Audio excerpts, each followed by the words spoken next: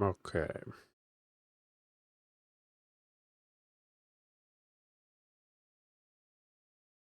Let's see. Let's pause that up.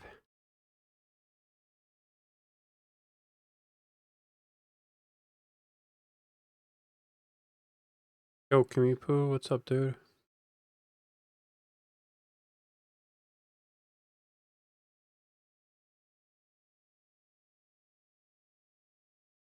Who else here? Probably nobody. Maybe Lepconium here. He seems to always be early.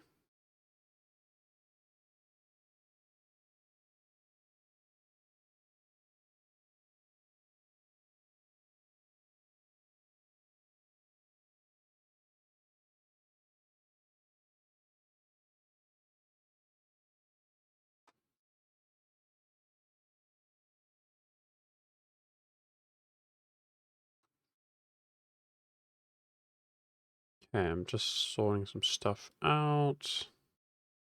Give me a second.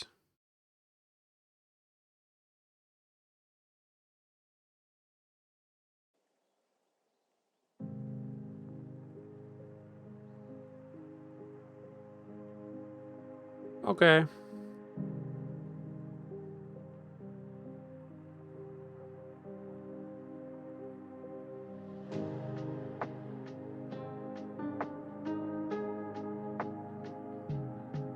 Let's go. Let's colonize the world today.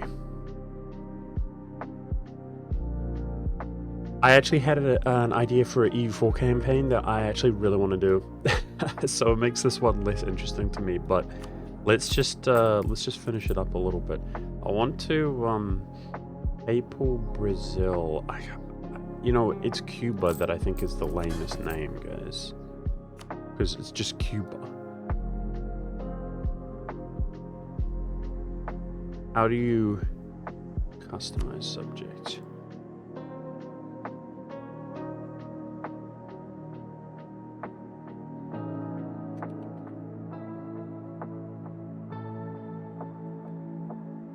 I'm interested to see what else the AI will name. I mean, we actually kind of called it with New Papal State. That is cool though.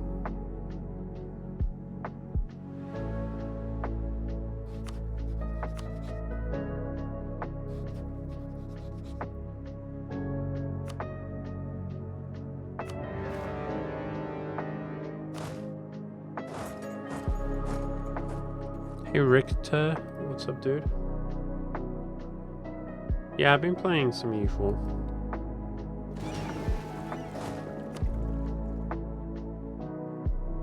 Getting back into it.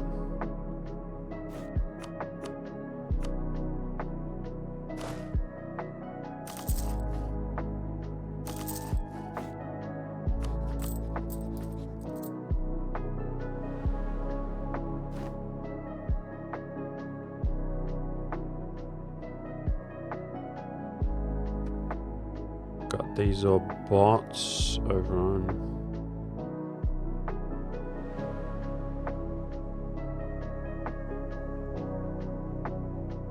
Kick. Lovely.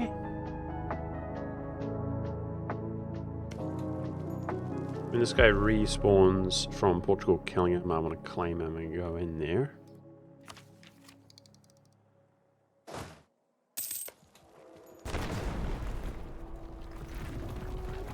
This is Canada, right? So we want to start the warfare up there.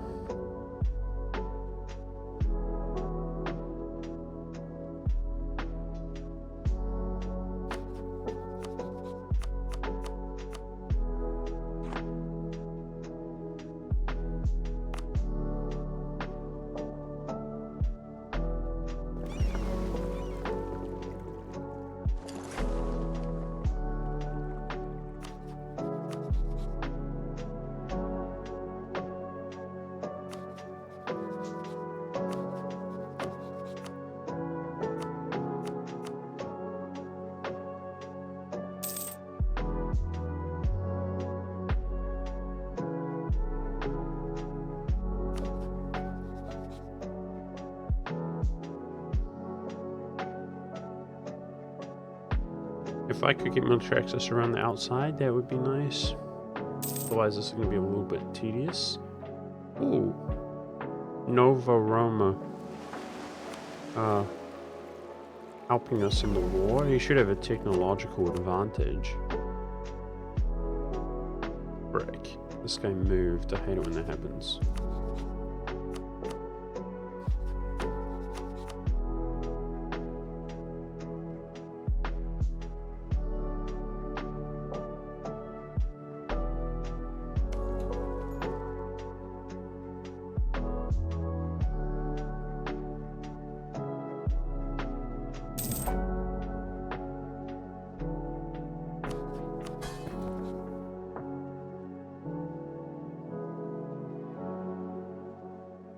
Okay, I want to get more merchants up, obviously.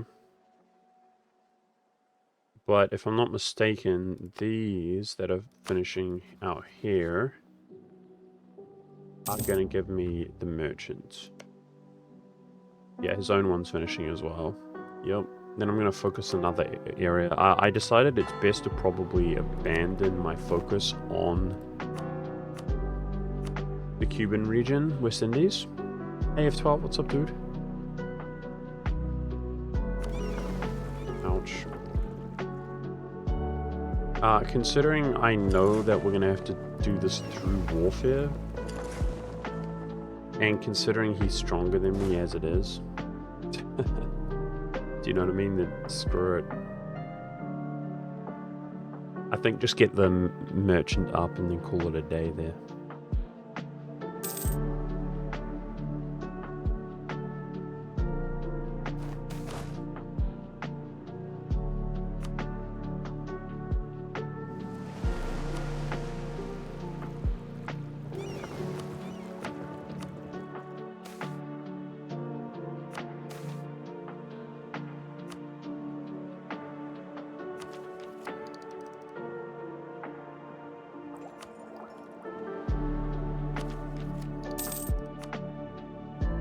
So at Tech 10 we get settlers, that would be really nice.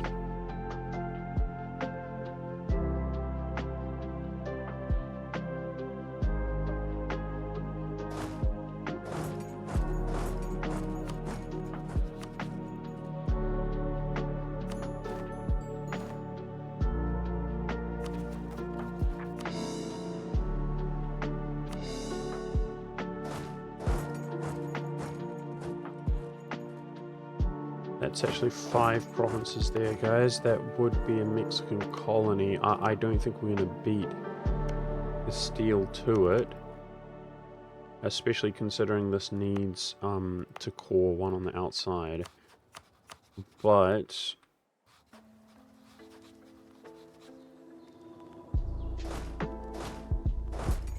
winning in this region isn't the most important thing ever. Let's go up to... I was going to say Canada, but my claim is ruined there.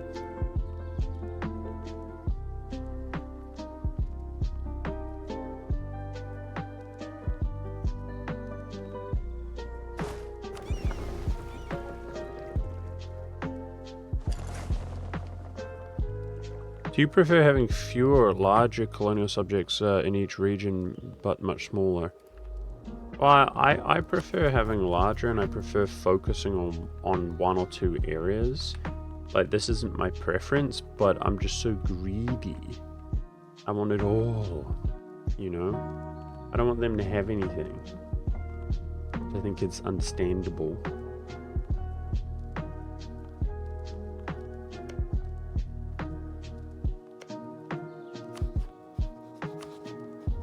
I want to see if England does not take a colonial idea at Tech 10, because France will, obviously.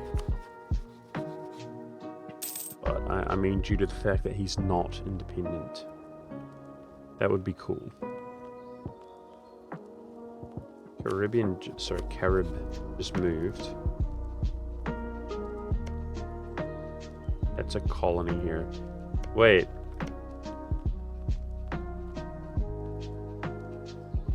Nova Roma is colonizing inland? instead of the region. Okay. Okay, I thought they stopped doing that. I thought they were constrained.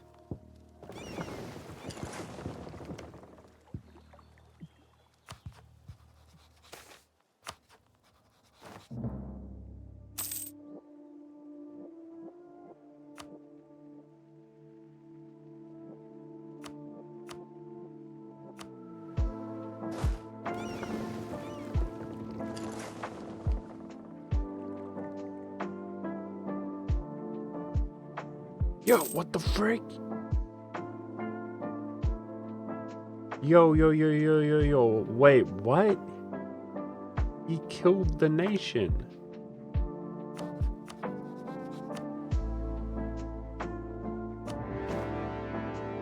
How come when he annexed them, they got annexed completely, but when I do it, they don't? Hey, yo. I was going to slowly build up a colony here through warfare. Now it would have to be against Portugal themselves. I'm not thrilled with that.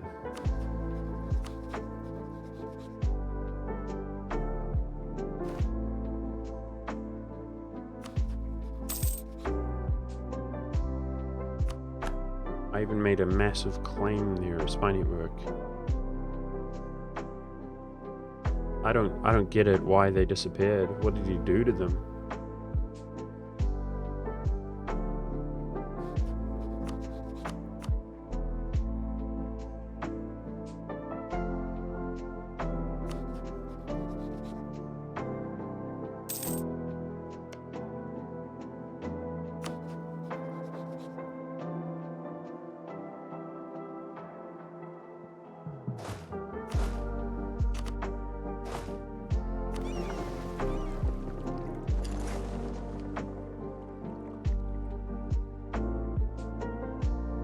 Papal Brazil should be able to 1v1 this guy. Just lock in the siege on his capital and he's done.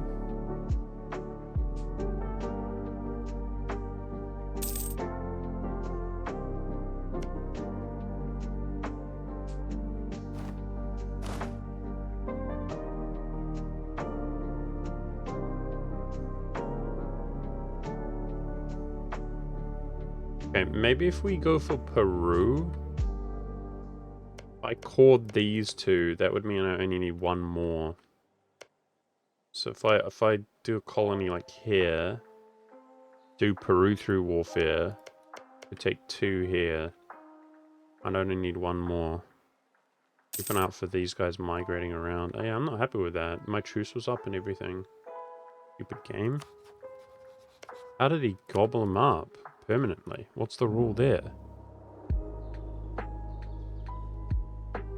Can you claim the New World yourself as the Pope? That's what we're doing, but it's just from exploration ideas. Here. Allows you to claim.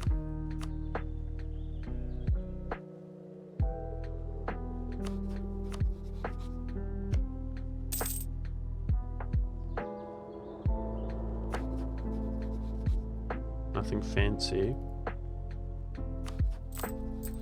We make a little bit of money while on 5 colonies at a time,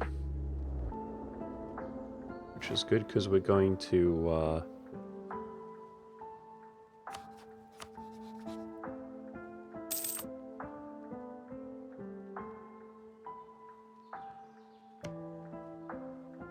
I don't have the range there.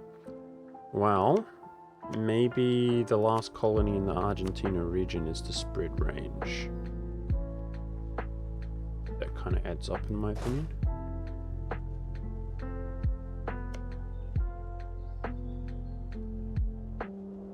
Yeah, you can. You can.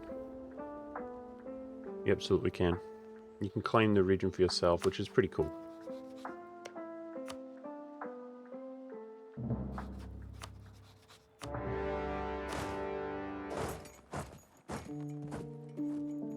Alright, these guys are migrated inland, so we just want to take his capital, short truce him. I'm going to want to make claims on all Canadians.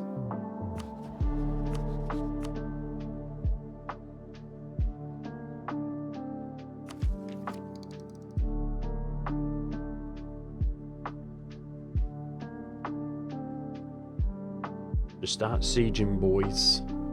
As soon as you lock that in, we win.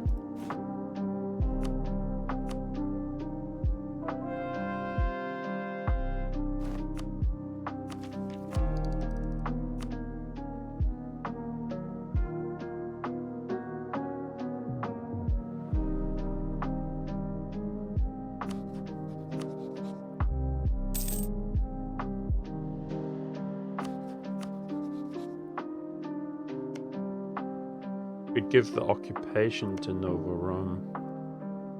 Interesting.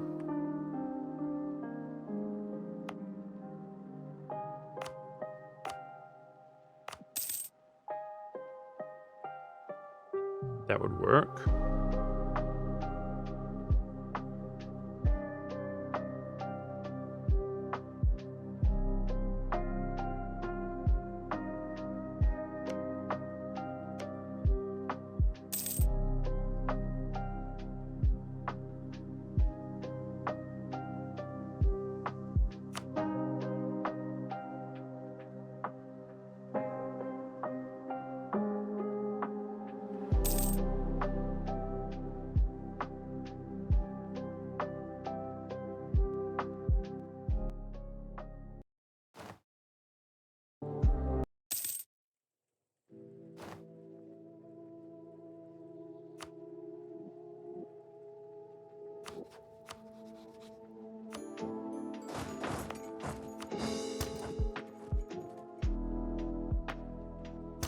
Got to increase autonomy here. I don't want to deal with rebels.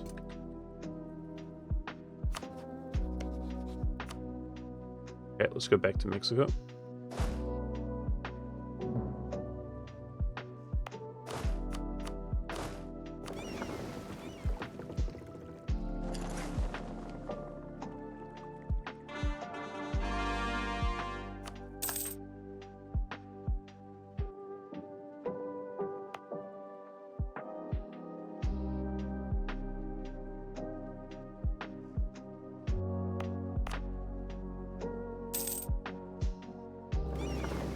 This guy's slow because I got a penalty. I mean, it's not that bad.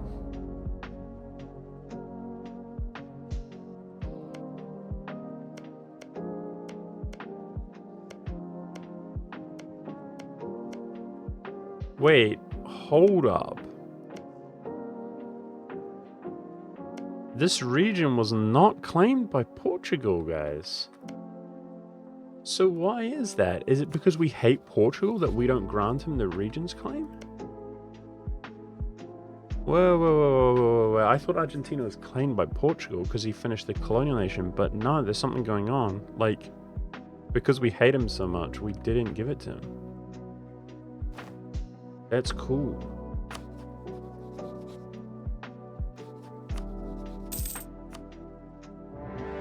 How strong are Aztec? Not strong enough.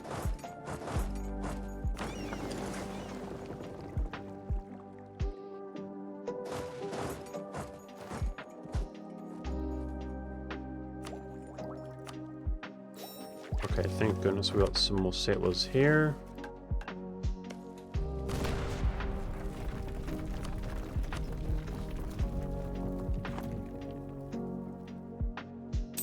He needs to have good relations with you? Cool, I forgot about that. That's awesome. So the claim we found out yesterday by watching closely F12, it gives you, anybody who colonizes who don't have it, a penalty to their settlers. Do you see that? -20. Which is pretty lame.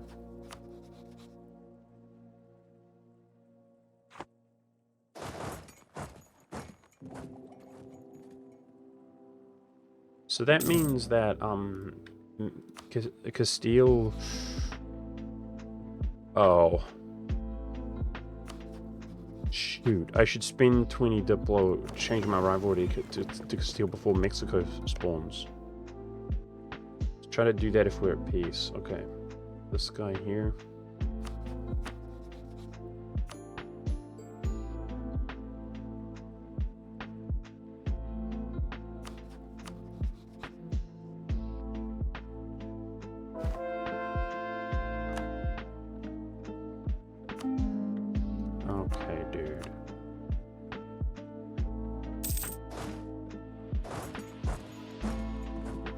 He just got Mexico.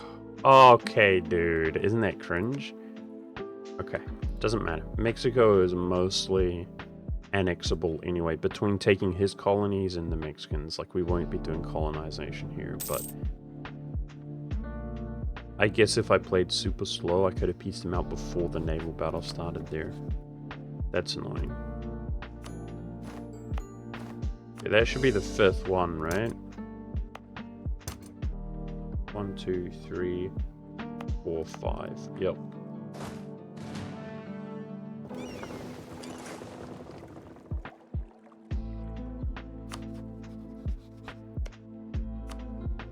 Go back to Canada.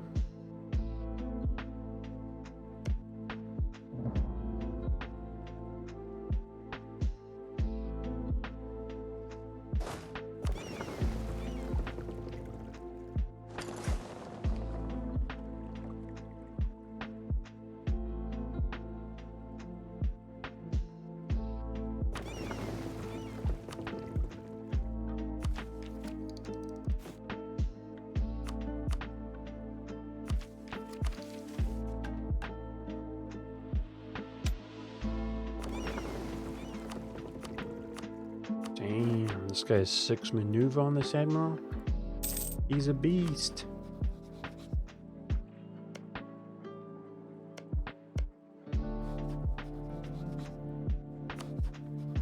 So the Portuguese of Brazil caught up in tech, and he's kind of catching up in prestige as well. It's kind of annoying. He's got 1 less troop, despite being so much smaller. We'd hope Papal Brazil eventually kills him, but right now I think it's too close, really.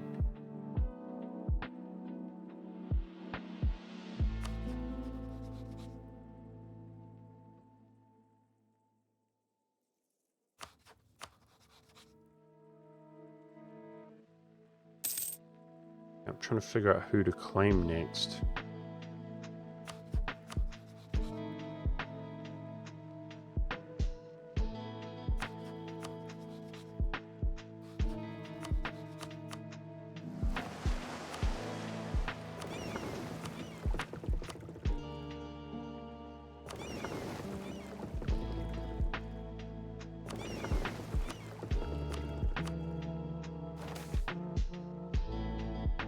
That seems bugged out.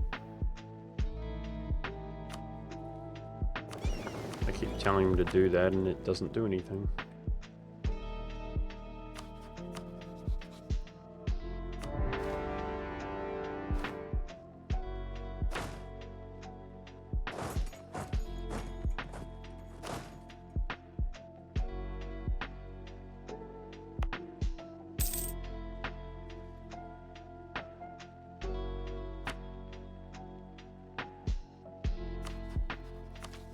We were totally admin starved, and I still feel that way this session. But I'll look at expanding some more in general soon.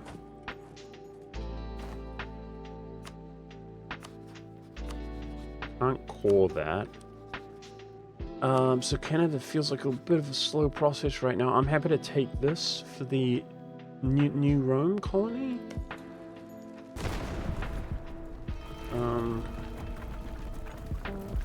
Yeah, there's not enough natives to kill in Canada at the moment.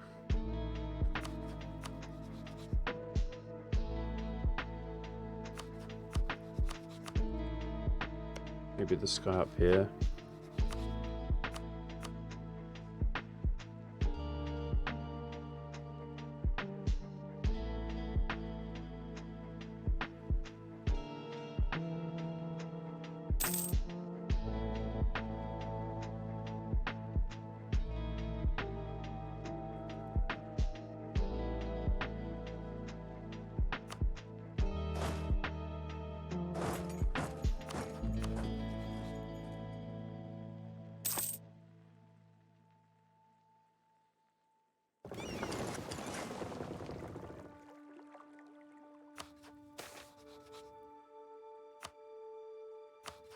We need more events like that. Money for population.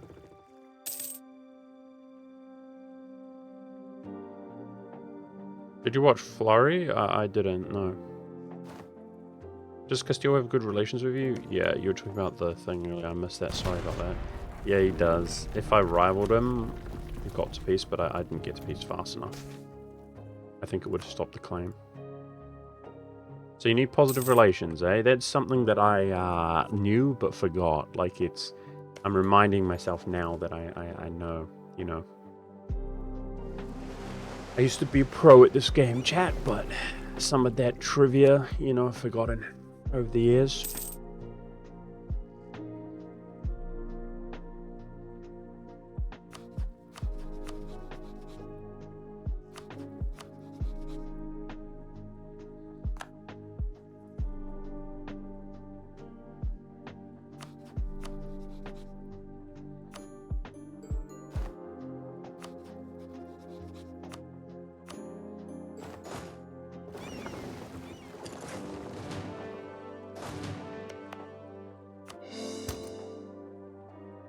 Okay, Canada's going to be a slow process at this rate, so maybe that's where I put my colonists if I feel like I have any spare. So we're only on 3, and I guess I could eventually attack. He just migrated. Yeah, never mind. Canada might have to be started the old-fashioned way. Got 1 here, 1 Mexico, 1 in Canada itself. Okay. And then 2 others slowly doing their thing. Mexican 1's almost done.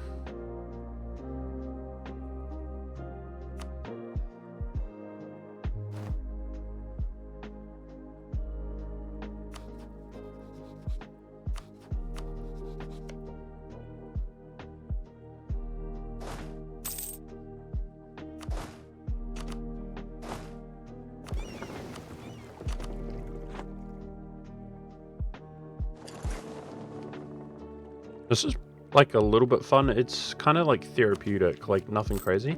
Guys, I came up with a E4 game, which I'm really excited to play. It actually takes discipline not to abandon this.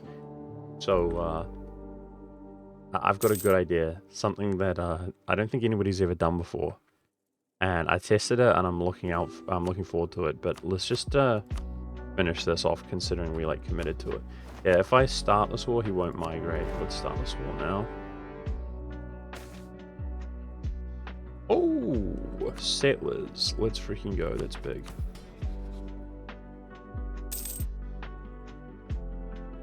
So we're going to leave that one for future streams. The Ottomans rival us again. If anybody cares, we've got pretty good diplomacy. And we are the 2nd greatest power in the world, 2nd to the Ottomans. The Pope is a strong nation in general, man. If I was taking this game seriously, I think we would have crusaded him already. We need to hurry up and settle in New Zealand. Well, if you colonize like California and like Mexico and stuff, the Pacific opens up, especially with this technology right here, 50% colonial range. Take it. We could start, we're definitely gonna have to do a bridge, I'm sure of it. But yeah, Australian colonial region. Be preferable.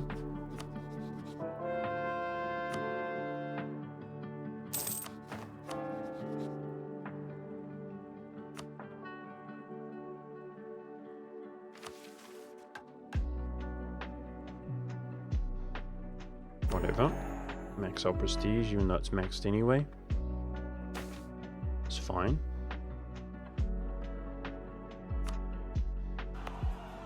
Ave Maria, Ave Maria, Ave Maria. Deus Volt. Hey, Roston TV. Hey, Roston. VT? It's the opposite. It's not TV, chat. Thank you for the raid. I appreciate it. We're just colonizing as the Pope, guys. I wanted to see what those papal colonies look like. Nothing crazy. We are on very hard difficulty and we're crushing it.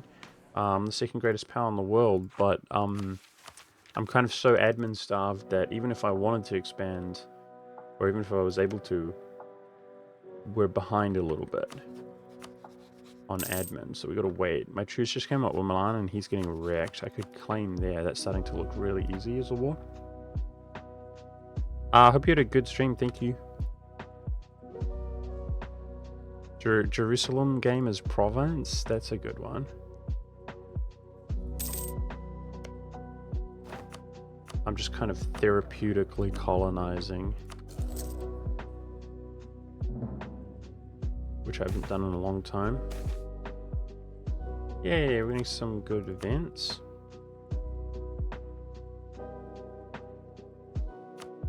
Okay. Thank you for the raid, dude. I'll see you later. We short truce everywhere we can.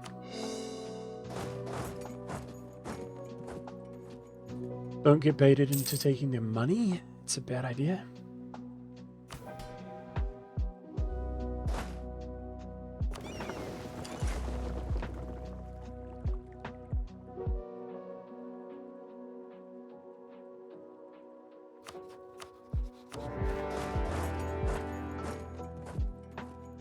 So what I've been doing is pretty much dropping one colony and then annexing colonial nations. So in the case of Granada, this is like my colony, annexing natives rather, to try to get as many colonial nations up as possible. And then we fund them with subsidies.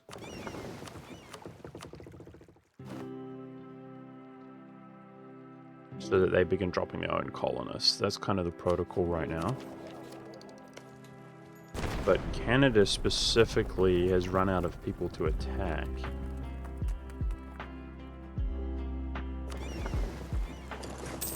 So I think I'm going to do a couple more colonists in there to get the colonization up. Yeah, I'm excited to see you guys. England was PU'd.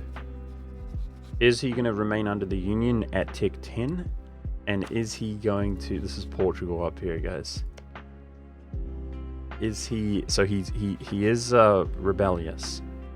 But is he going to take a third idea without colonizing? That would be sick for my run. A little bit Papa blessed.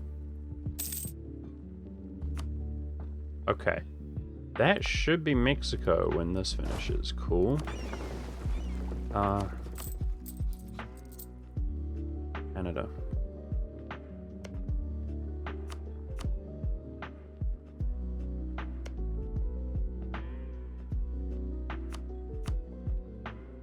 That should be Canada when those two finish.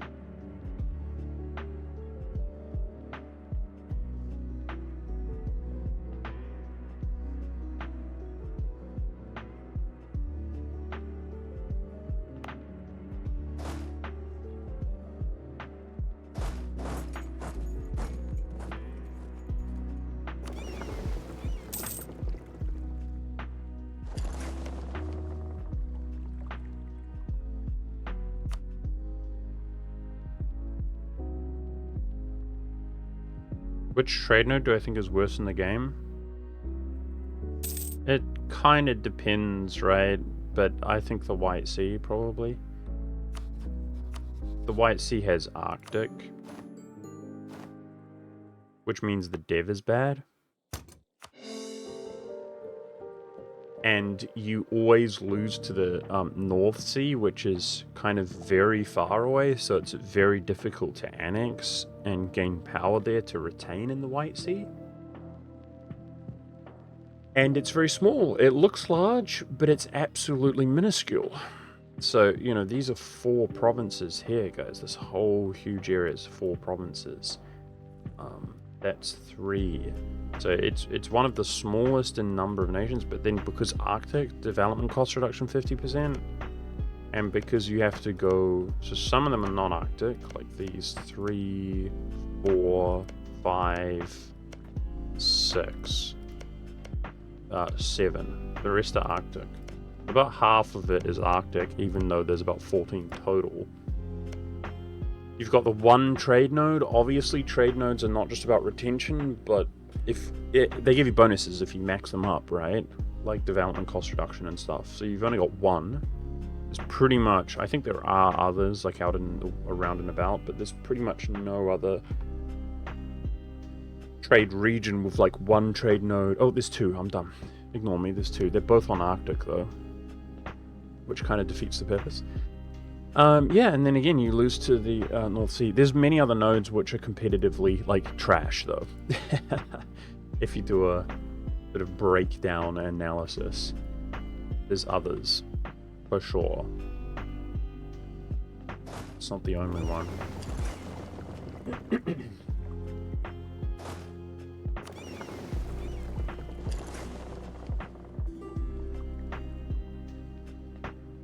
Like the Crimea node is just terrible. It bleeds out to 3 different regions, which realistically, the only one you could even attempt to control was Kiev or Constantinople, but then it's like, why would you be in Crimea? It's absolutely dog water node.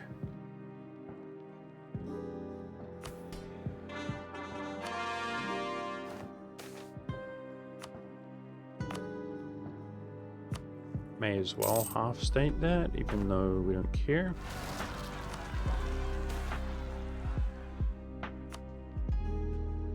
Okay, I kind of am attacking and killing natives so quickly. It's before truces come up, which is pretty good. We're quite productive. Alright, that will be Canada when those two finish. So we've got Nova Roma, we've got Papal Brazil, that was our first colony. We've got New Papal State, each of which I just mentioned are colonizing themselves. Nova Roma currently colonizing down here. Mexico is going to finish. Is it going to? What's it going to be called? New Castile. We'll see. Papal Mexico. I don't know. Going to finish on that core. This Argentinian one is far away. And Granada. 1, 2, 3. I should drop a dedicated colonist here in Granada. I think. No. Is there? This guy's Granada. I've got a truce with him, but how long?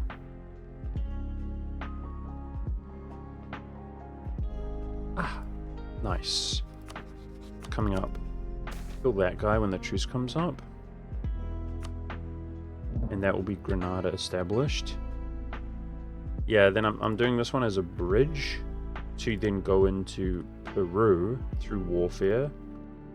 And that will actually, if we annex to the south, that will establish the Argentinian one.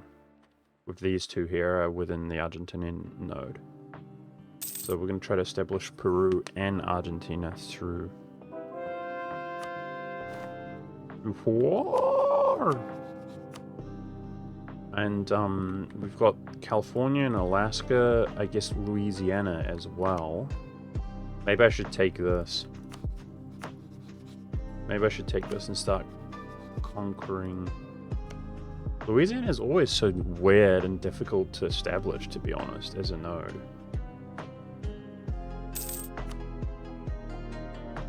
Okay, that should be a merchant, right? I'm pretty sure. Yeah, so what is priority then? It might be Louisiana.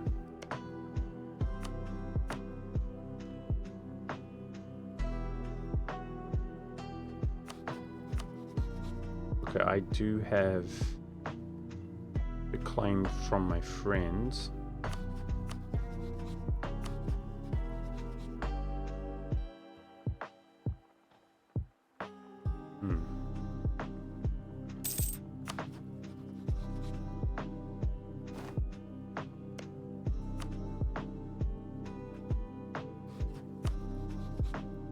Merchant.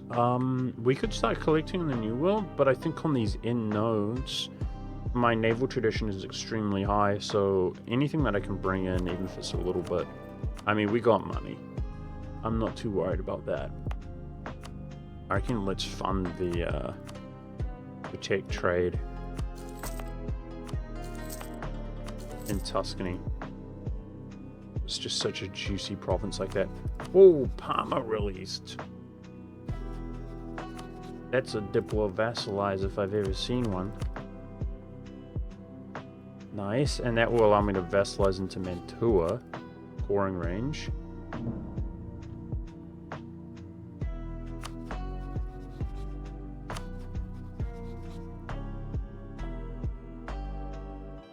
Nice.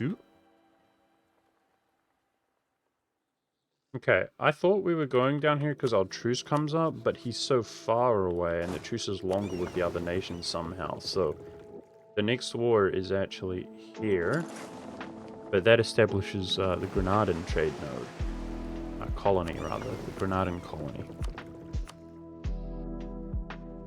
Which is exciting.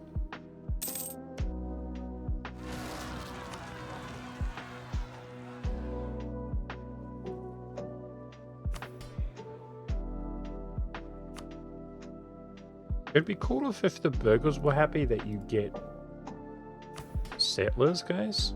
Something like that.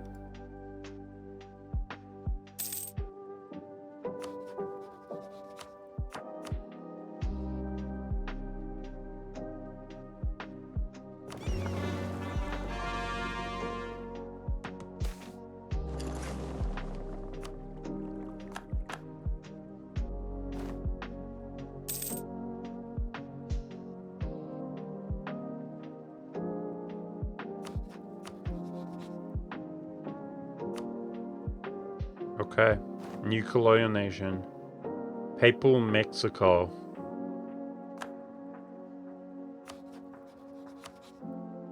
So I could imagine the natives as it just spawned in attacking him. Let's pay him out a little bit. Unfortunately, Castile did claim the region, but like I said, it's mostly established through warfare. Speaking of which, he's doing it through warfare, the bastard. So one of my kind of goals is to defeat the colonial nations in a war and yoink their colonies. But, you know, how long are we realistically going to play this game? I don't know. I've got an idea for an EU4 run, which I really want to play. And we are on very hard, so doing something like that is not exactly easy. Okay, let's claim Louisiana. The only one that I can see, which I'm adjacent to, is this, so we've got to be looking at beating that guy.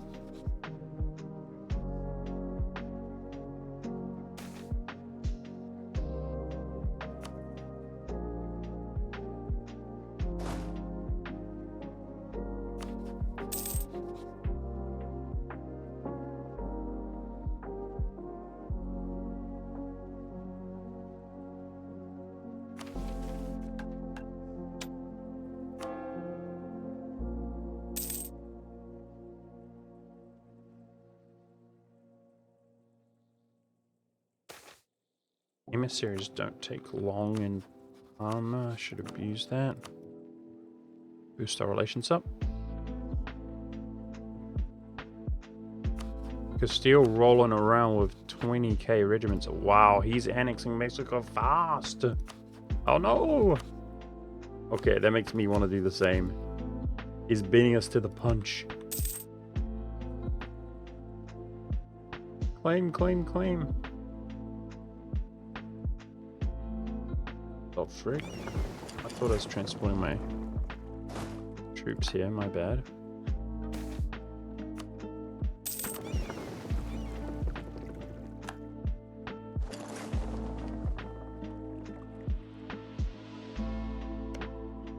So I recall people, like, attacking your colonial nations.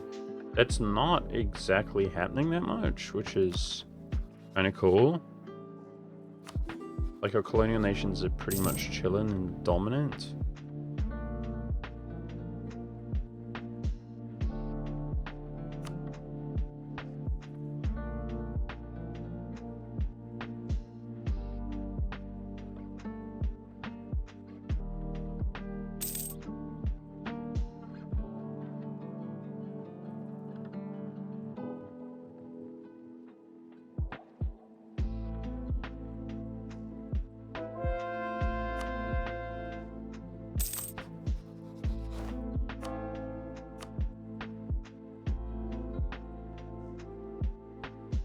find Defender of the Faith is a mechanic which is pretty hard to use well.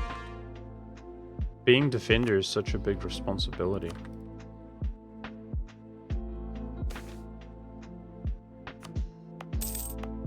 Like, it gives good rewards, but it's actually too hard, I find.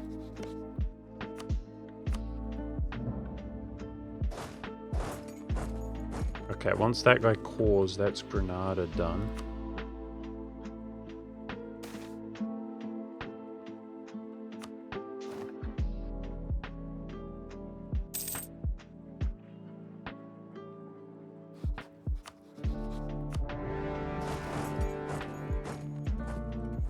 Just down him ASAP before he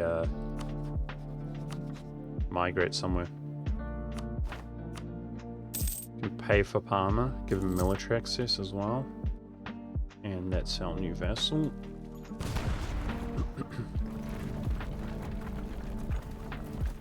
At what point you become so large that you don't dare to hurt your fellow Catholics? Ah, yeah. Well, you're talking about Defender of the Faith. No, I mean, on very hard difficulty, like, maybe if you're playing the most extremely powerful nation from the beginning of the game, but generally speaking, that's not true. Like, it is very difficult, especially with, I swear, certain AI, like the Ottomans, are just programmed to be suicidal. Muscovy is another one as well. Muscovy is less powerful than the Ottomans, but they have the same mentality, where they just YOLO into war. It's like they're bold, even when they don't have the bold personality trait. They see, like, ah, this is pretty evenly matched war. Attack!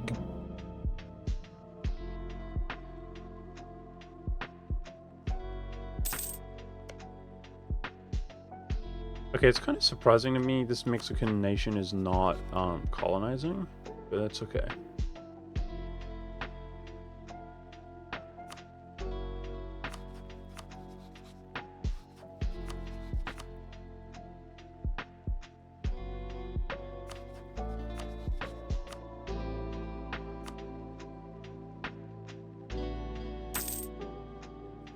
Am I playing very hard right now? Yeah, we pretty much only play very hard, which, to be honest, is kind of less fun. It is kind of less fun because it's just so hard, dude, by comparison. But it's okay.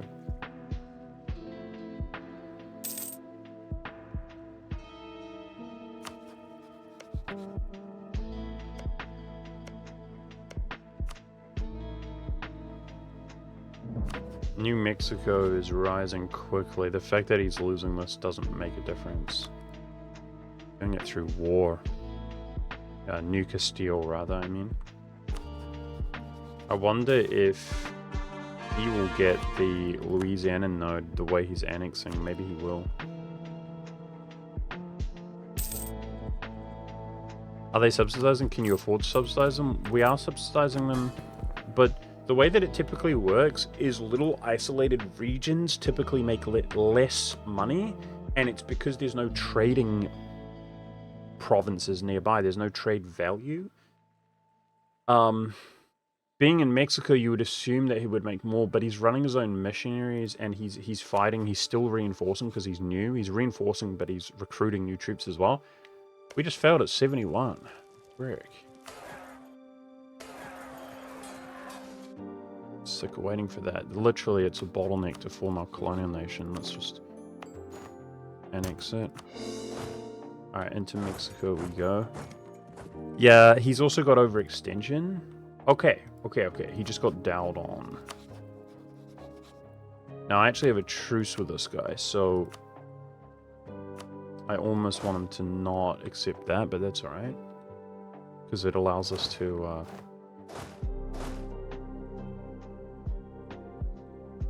Actually, I don't know where that 4K came from. Ah, that was my explorer. No, I want to keep exploring.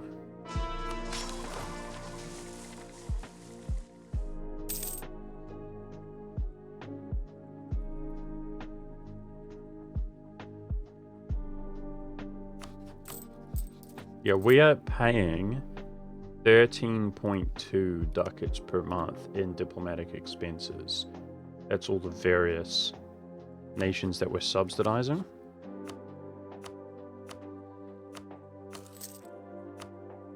There's our new subject armor. Hey, that finished pretty quick, I'm not gonna lie. Cool. Alright, like I said, through warfare, that will give us 5. We've got 2, 3, 4, 5. So we want to colonize here and go into Peru. But who's going to be the sort of easier target, I wonder? It looks like maybe them themselves here. Cusco. Yep, I think if I colonize that, I have the option to declare this and this. It's good.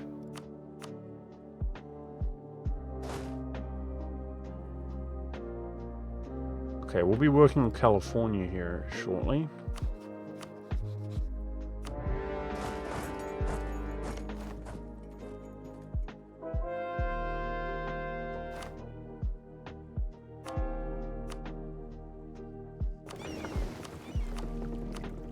And I just cored the coast here, guys.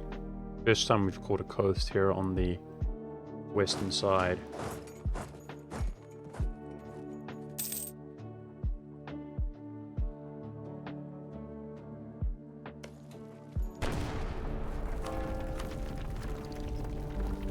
New Zealand next? No, not next. It's coming, but not next. Okay, I've been a little bit slack, like not full annexing people and establishing colonies as quickly as I can. Hey, I didn't see somebody. Hey, newbies bot. How are you, dude, over on Kick? If you guys want, guys, on Twitch, I just promote my Kick, guys. Kick/Budget Monk. A lot of people don't seem to be that interested, but I'm trying to achieve the sort of minimum requirements to be able to monetize your channel and stuff like that, which is actually really easy on Kick, but yeah. Kick/Budget Monk, if you guys want to follow there, I'd appreciate that. Thanks, F12. I've been multi-streaming, dual streaming or whatever. Ship durability. We want colonists, settlers. That's what we want.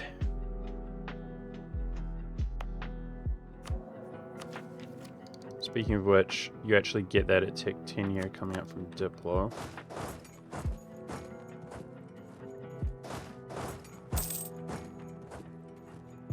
Okay, I feel like I'm slacking on my diplomats here. Vassalize this guy. Is there anything else we should be doing?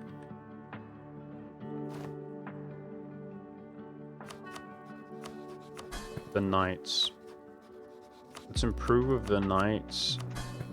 Can't Scuttage at war anymore now, can you? It's a shame. We should annex the knights and then trade him out for Mantua as a vassal.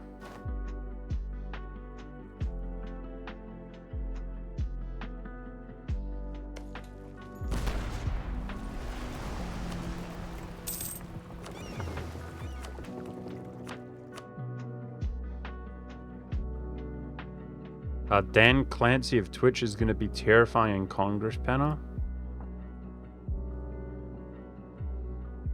Going on Kick. He's going to be testifying in a Congress panel? Oh my gosh. Bruz, oh my gosh. That feels like a ripperino to me. But are there young congressmen or women who, like, you know, can grill them? Or are they going to be derpy? Because didn't I guess Zuckerman, Facebook guy, didn't he do that and it was just kind of awkward but all good at the end of the day? But this guy Dan Clancy is cooked, bro. He's cooked. EP, thank you.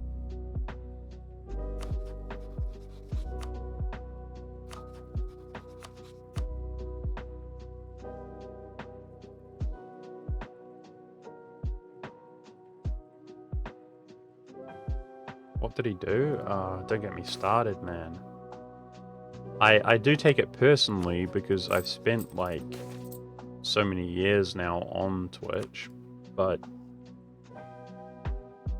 you know, what can you really say? He's really, I can't say with a blanket statement because like I don't know him, right? I guess you could justify certain things like it's not his fault maybe, but it just really appears that he's both an incompetent and a bad person, quite frankly. I don't really know what else to say. And Twitch is ruined. Like, part of the reason that I'm trying to promote my Kick stuff, guys, because in the future, not right now, but in the future, actually with EU5, guys, with EU5 launch, I plan to make like dedicated good content on that. That's the plan. And make videos, and then I'm gonna plug Kick as opposed to Twitch, guys. That's what I'm gonna do in the future. Because Twitch it's having its worst financial year and worst financial month in like 5 years, and I think the last quarter was the worst quarter in 5 years, and I think the last month was its worst ever, I think.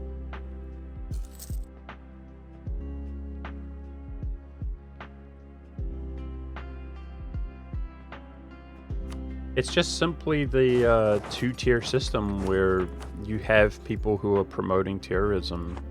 I wish that was an exaggeration, guys. They get Houthi terrorists on Twitch. And instead of being banned, Dan Clancy is like singing that same person happy birthday and stuff like that, like he loves him. So Twitch is like a terrorist platform, unironically.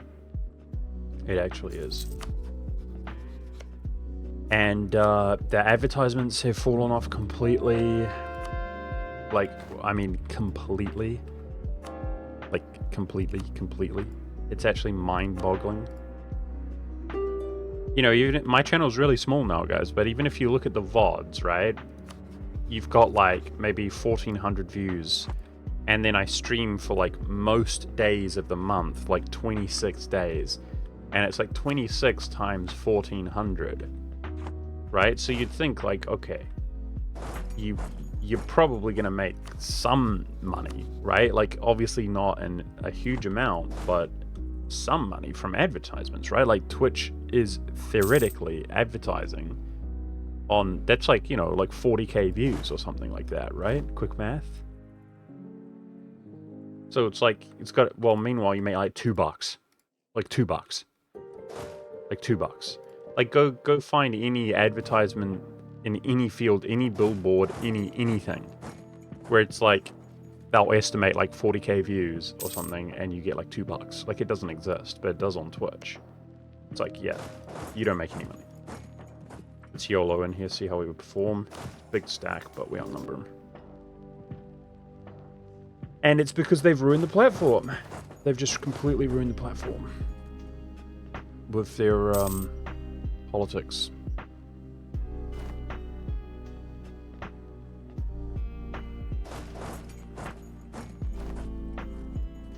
So advertisers have like boycotted Twitch and stuff like that. Okay, this guy doesn't respawn. We can take his cash. Let's go Papal Mexico. I hope you got the admin points. Yay! He rolled a 4 and he's boosting him up. And just like that, we got a merchant. Put him in Tunis. You could also do Champagne, right? Maybe Champagne's better than Tunis.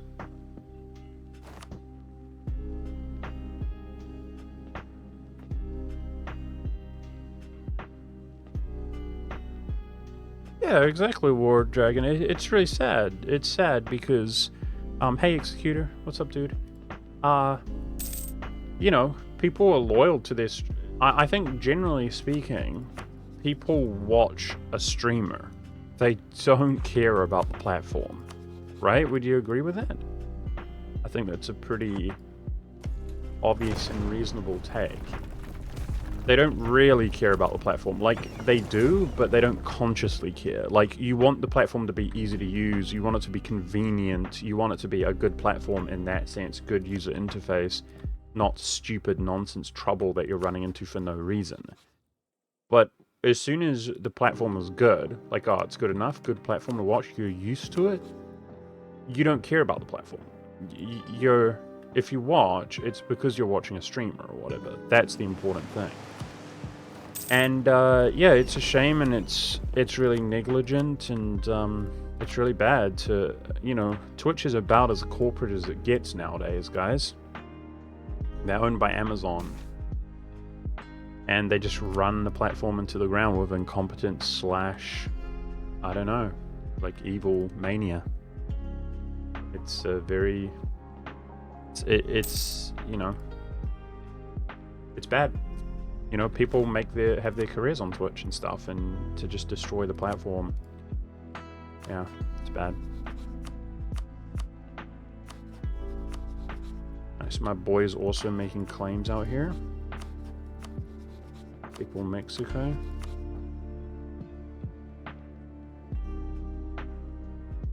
Can't use Twitch on PC anymore.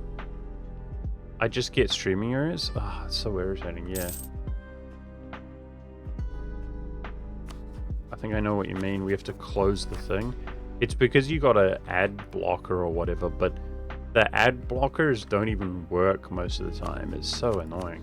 Like, they don't even work, but then it will still glitch out and give you a pop-up, like, that you have to click away the thing. I think that's what you're referring to. Okay, do we keep feeding people Mexico?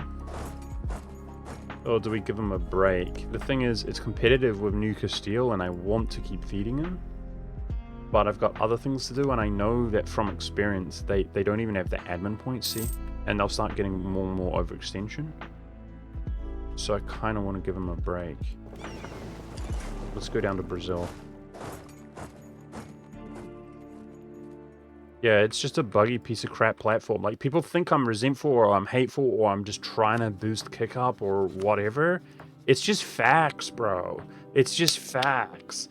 Like, Twitch sucks, guys. It sucks. And I'm not trying to, again, like I just said with Kick, but it's like, by comparison, even just me, guys, Kick is a brand new website for me from the back end.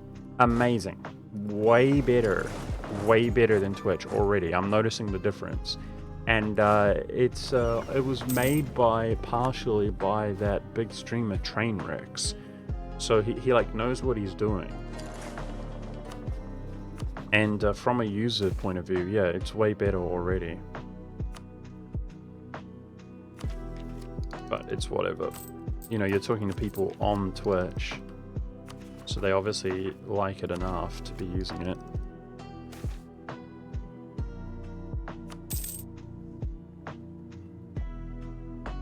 Okay, this guy's supposed to be up here. Did I do that already? I did. There's no point fighting these wars while I can't actually core.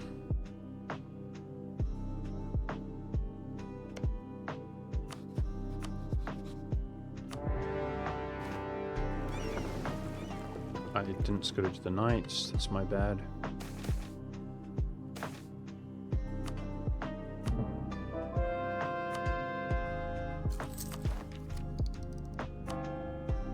We lose money when we're paying for corruption, but it's okay.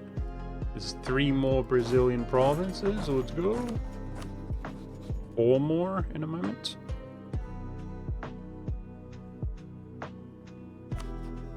Papal Brazil has a grand total of 0 more units than Portuguese Brazil.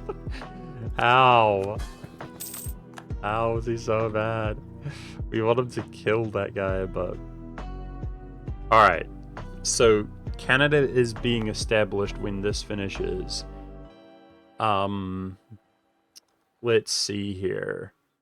Grenada is being established. Peru's going to be through warfare. I actually probably would do California now, but I can't reach it. I think There's no claim on this region. There's no harm in doing this like the old-fashioned way, perhaps.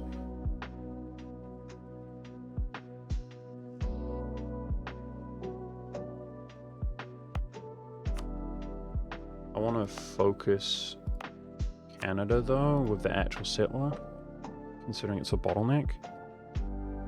Yeah, it's not corporate, it's incompetence mostly, F12. Like, we're just ranting about it now.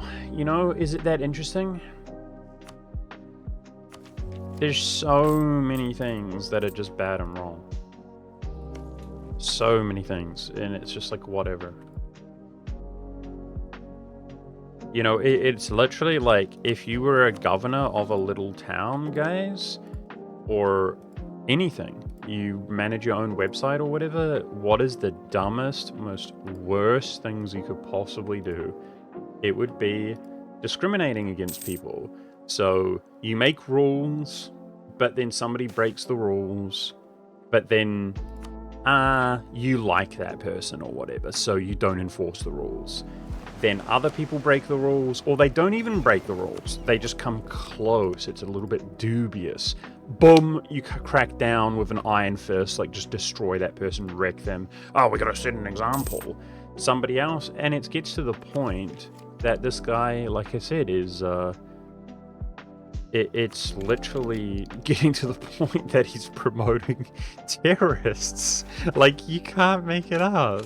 It's that bad. It's that bad. They promote... There are streamers who are terrorists on the platform, guys. They're hijacking, you know, ships in the Red Sea and contributing to the terrible economic state of the world right now.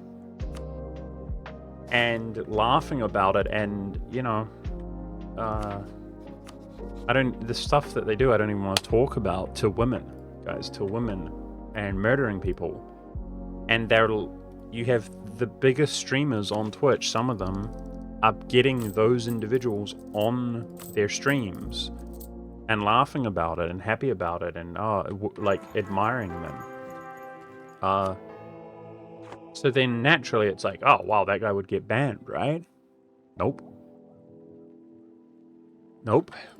Not only do they not get banned, but they're being promoted like nobody else, and borderline worshipped by the CEO and stuff. They especially give him like a happy birthday celebration and stuff like that. So it's just ridiculous. And just for the record, more than anything else, it comes down to money, guys. This guy is making Twitch a lot of money, and Twitch is getting worse and worse, and they're more broke, poorer, making less money. So the guy who's making the money, they don't enforce on.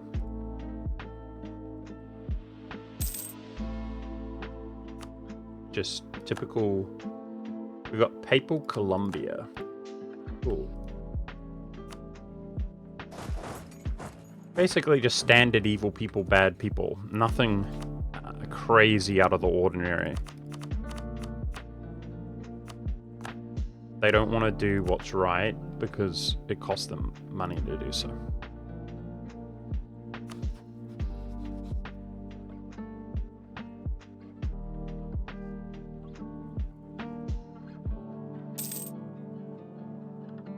So as a result, it's really allowing things to get to this stage in the state, but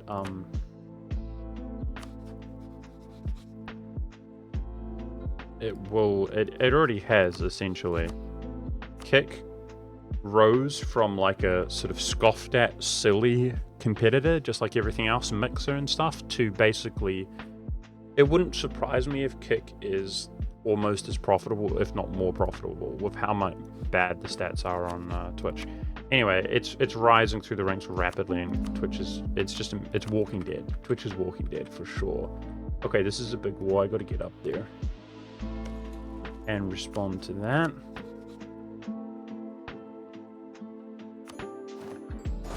Let's go.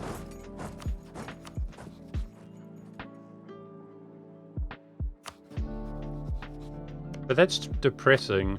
Like, I'm not happy to see it, which a lot of people are, but, you know, I've been using Twitch for years, and I'm kind of loyal to Twitch.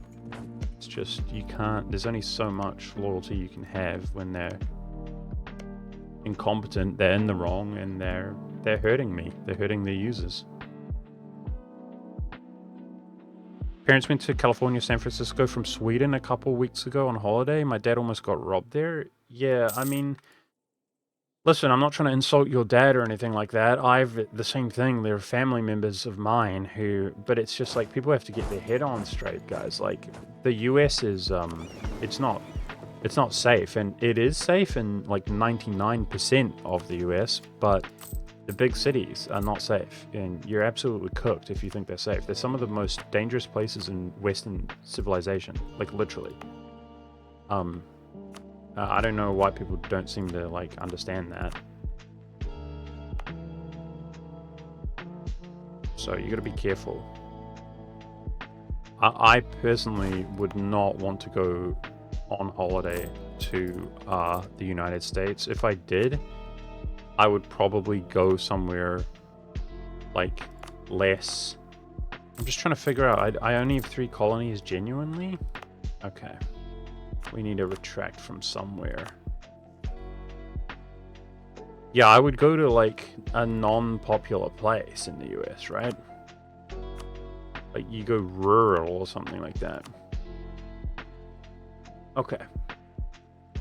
I think colonizing Canada is the play here, chat, because it there's less people to fight. I've got truces with them.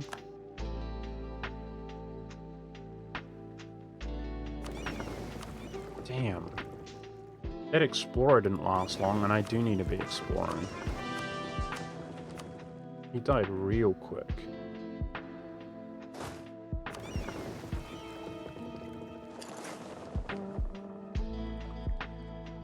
It's literally one of the big famous cities in the US. New York, Chicago, LA, I guess DC maybe. They're not safe. One in chat if they're not safe. Are you guys, like, a lot of people are not informed. They're not safe. Be careful going to those places. They're not safe. Like, do you want to get mugged, shot, or worse? That's where you want to go in the world, guys, so just be careful.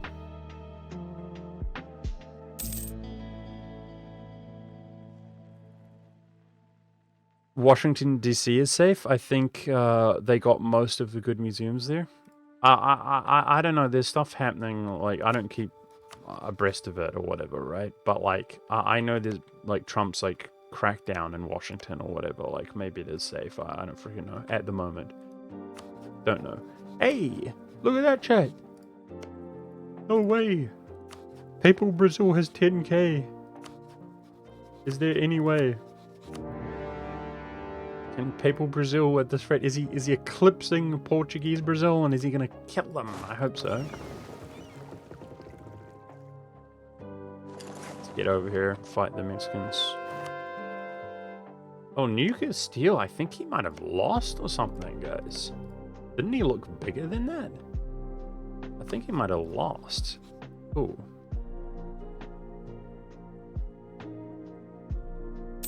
America really went and adopted the Gotham City of lifestyle.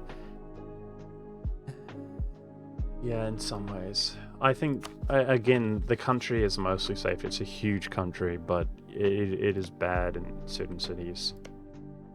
Executor says, I once heard that only medium-sized streams are profitable for Twitch. Small ones do not. Yeah, exactly. And large streams have a terribly... Yeah, you're absolutely right, Executor. Basically, you need to be medium-large to make Twitch any money at all, and then the large streamers do make the money. It's kind of depressing, and it's part of the reason that Kick is just smashing them. It's because... I ranted about this the other day. It's not that stimulating to most people, but people really underestimate... You know, they put out a stat, this was years ago on Kick, where if you have 80 viewers or more on Twitch rather, if you have 80 viewers or more, you are above the top 1 percentile on Twitch with 80 viewers.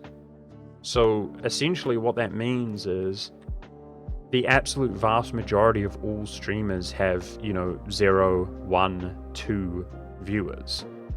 And obviously there are some with like 5, 10, 20, 15, whatever. But, it is a kind of depressing stat, but most people know that if you tried to stream yourself, most people get no views.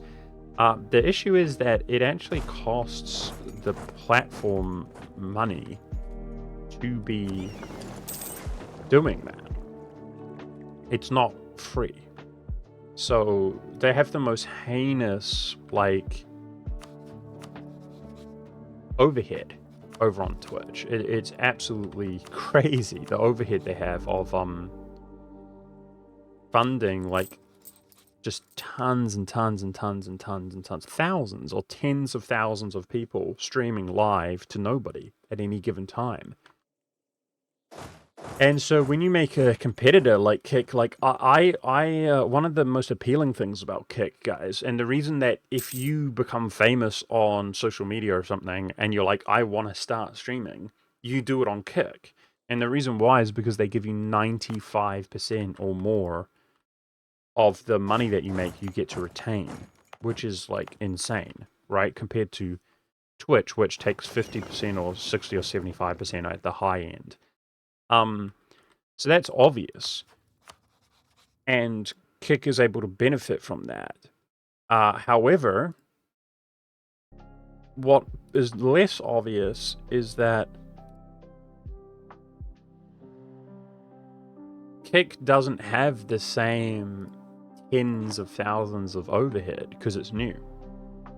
So it's able to benefit from new streamers who want to get into streaming, who are promoting something, to go onto their platform, but it doesn't have the downside of there are just less users in general of people who are just streaming to nobody the whole time. Is this guy not independent? He's part of Aztec. Okay.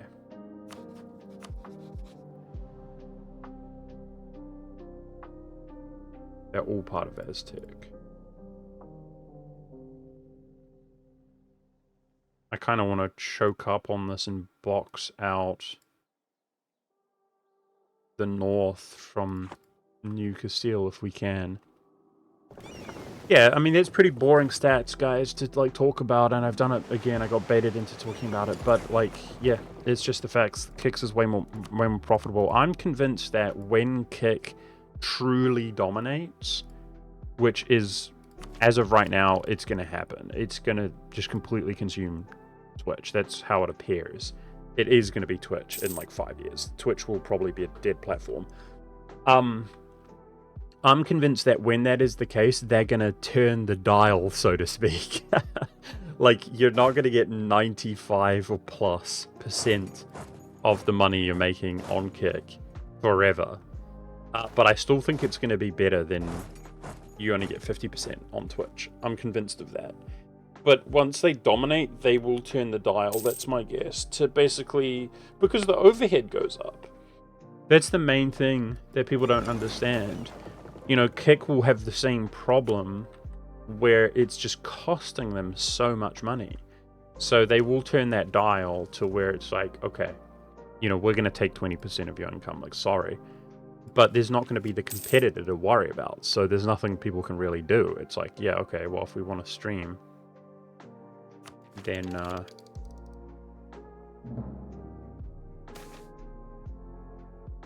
we just have to put up with it. Damn it. New Castile boxed me out. Okay, where's my Conquistador? Come specifically here, dude.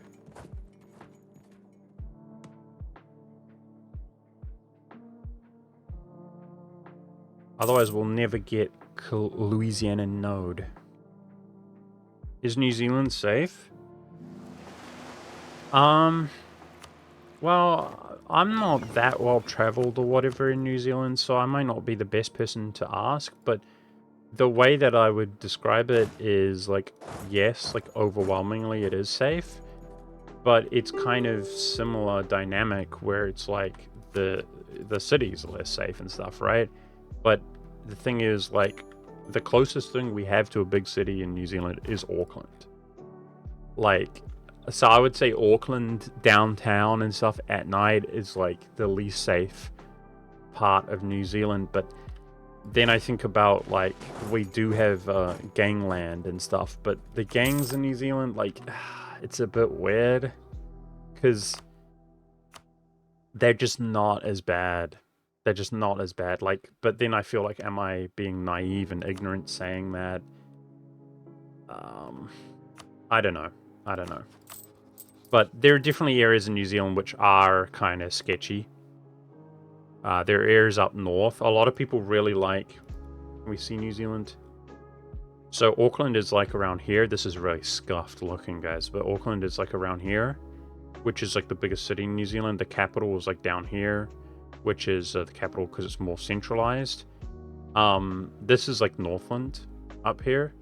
And a lot of people, Northland is like really appealing to a certain type of person because you can see that New Zealand is very north and south oriented. So Invercargill, which is down south, is very cold, like very cold, and very wintry the whole time. Well, the north is the opposite. So New Zealand is a pretty temperate country, generally speaking, but it depends on where you are, right? And this right up here, like there's like a little, if you buy little plants like seeds, which I've done before for like growing a garden, it will show you that this area right up north is considered subtropical. So temperate is kind of like neutral, but then there's subtropical and tropical. So tropical is obviously like Amazons, right? Congo. The subtropical, basically you don't want tropical, right? It's just insane. I think maybe there are areas in Australia which are considered tropical. So for growing and stuff like that, subtropical is the nicest. And yeah, Northland is like it's temperate near subtropical, and it even is subtropical top of New Zealand. So it's pretty nice. It's pretty appealing in that sense that it's like warmer. You know, like I said, like you can grow things like really easily. Oh, we got Denmark themselves with a colony. What the frick? Does he have a colonist from his missions or something? But it just so happens that there's also gangland up there.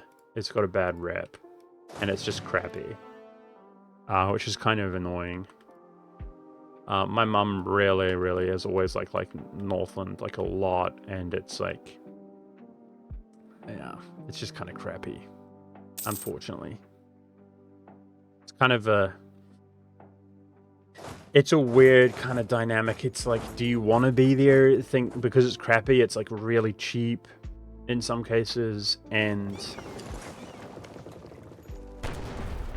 I just mentioned some of the perks. You know, you can have a little garden in your yard, guys, and it will just be so fruitful. Do you know what I mean? Like, you don't even need to go to supermarket or whatever. But it's just so shoddy and crappy, and quite frankly, that's what I think of when you ask about, is it dangerous? Like, yeah. But I don't really know, to be honest. I don't really know. I think overall New Zealand is a pretty safe country.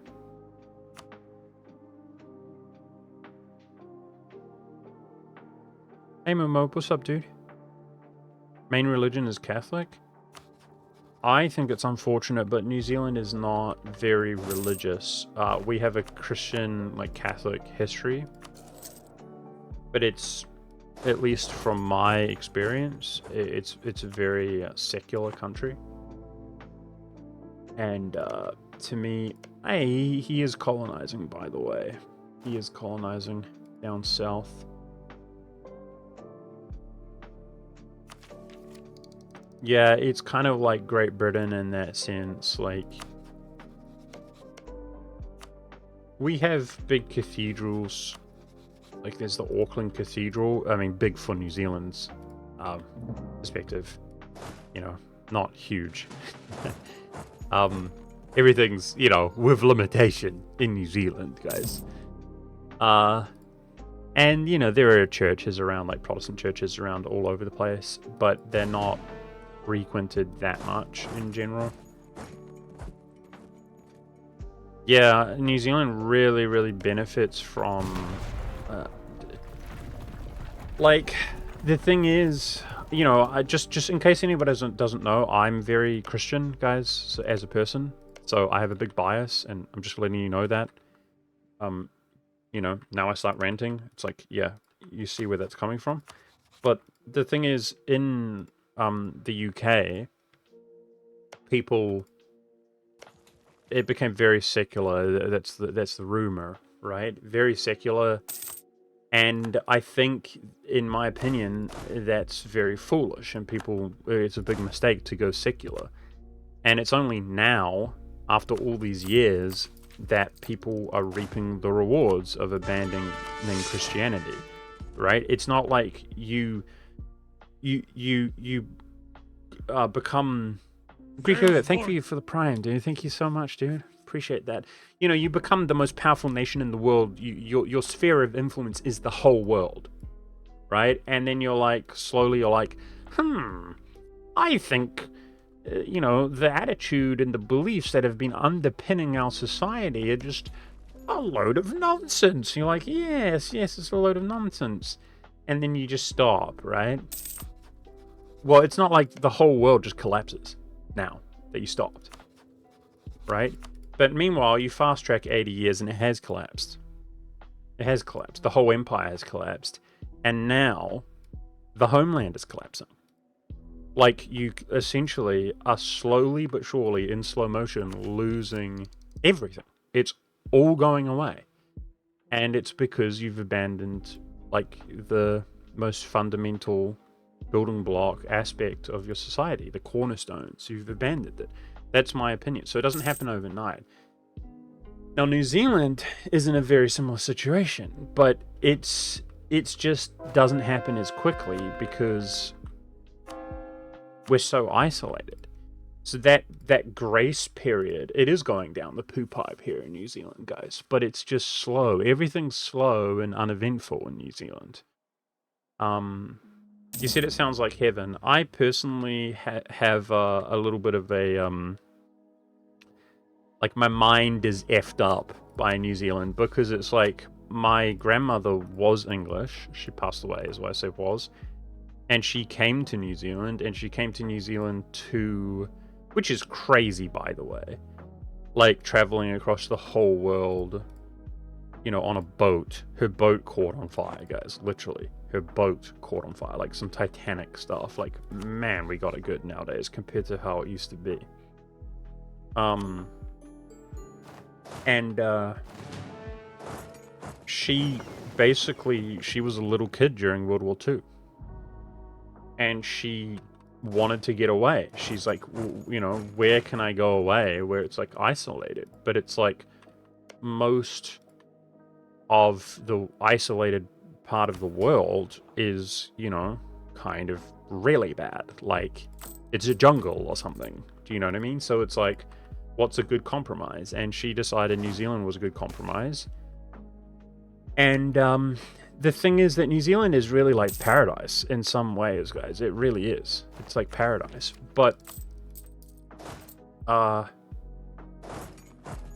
it's kind of hard to explain. Like, the way that I always say it is, like, New Zealand is the destination. It's the destination. So you're growing up in the destination. And it's like, I don't really know.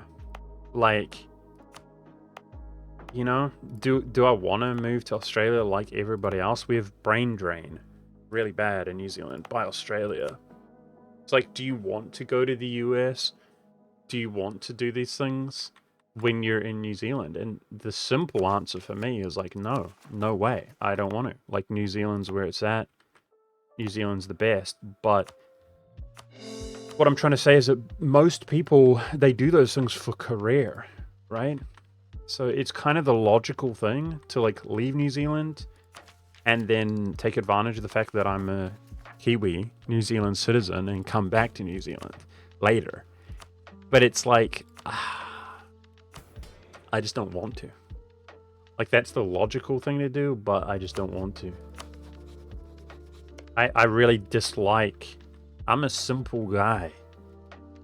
And I dislike the modern way of things. The globalism. I really dislike it, you know? The brain drain. I really dislike it. Like, I'm in New Zealand. I would like to just be able to be in New Zealand and not have to move to other places. You're talking about the EU? I mean, I'm talking about the UK because I know a little bit more about it, but okay, let's go to the Knights. We need to annex them. I think the EU and the UK are sort of similar in dynamic right now, but I'm just not sure about that, and I think that the UK is smaller. So, okay. I think we are colonizing Canada, right? My spare colonists. If I can't see California, which we are close to seeing, it's also pretty competitive out here. So let's just plug more into Canada. Definitely take the coastlines because it is competitive. I thought that was Norway. Why does that look so different? Am I crazy? That looks so like Norway to me. Okay. What's the appeal of New Zealand to migrate to Australia? I'm not going to lie, there's not much appeal right now. F12. There's less. There's less, much less. So my whole lifetime where I grew up, the Australian dollar was always worth more. Let's get these settlers ASAP. Always worth more than an NZ dollar. So, but that's not the case right now. You know, I'm not literally looking at the dollar price. Like it does fluctuate, but they're roughly the same. So the Australian dollar is not worth more, like significantly more. There's times where it's actually been worth less recently. But the main thing is like, bro, when you go back, like you got to keep in mind, I'm old, right? I'm 35. So when I was, you know, I grew up in the 90s. So when I was, you know, the year 2000, I was 10 years old. And I mean, in the year 2000, the internet is like barely a thing, right? There's no social media. There's no, you know, this stuff. Obviously, hardcore nerds are on the internet and stuff. But so it's very old, right? Cell phones aren't big. They're not a thing. The internet's not a thing. So the fact that Australia has like 4 or 5 times the population and most of it is right here, it's kind of similar to New Zealand, really, guys. Australia is like, boom, like that's the country, realistically. The West has grown a lot, like Perth and stuff, but it's all desert, jungle, and Tasmania is like very underdeveloped and stuff. But you've got like 4 or 5 times the people like right here, right, in Australia, and emphasis on the coast, guys. Like, so again, when things are more simple, like people aren't working online and stuff, guys, right? Well, that means there's jobs. Do you know what I mean? People mean jobs. You know, they mean opportunities and stuff. So when you combine the fact that the Australian dollar was worth more, and it's just more opportunities. So there's always been massive brain drain. But Australia's a weird country because, like, I'll also, before I move on from that, the other thing is that it was like, back in the day, it was like free migration into Australia. That's the thing as well, guys. It's changed now. But back then, it's like, oh, you're a Kiwi? Oh, well, you're pretty much an Aussie. That's fine. Come in. So that's the other aspect to it as well. It's like, well, if you live in New Zealand, you could just be in Australia if you wanted to. They didn't care. That's also changed. But, okay, I was going to say something else and I lost my train of thought. Doesn't matter. It'll come to me. Crocodile Dundee movies. NZ only had sheep before Lord of the Rings movies. Shut up, dude. What's newbie's bot? You're in both chats? Wait, Australia greater than NZ? Do you need citizenship or something? 35 is not old, STFU. I don't think 35 is like hella old, but it's you know, online. It's kind of old. Like people, this is a young man's world, you know, being online.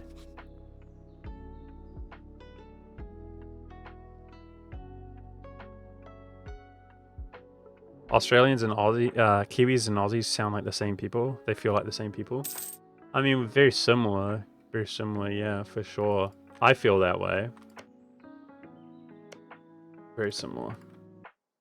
I get along a lot with, like, one of my better friends online is, he's a Aussie. And, for some reason, he's, like, really loyal, like I am. Like, we both feel the same way. But, I don't know, less and less. Yeah, we need more of these events. I think that it might be a naivety thing, guys, or a point of view. You know, when you're a kid, you don't actually know what's going on. But it seems like things have gotten worse in that sense. That we used to be really tight as two countries, and we're less tight now. But again, I might be mistaken, you know, but that's how it appears to me.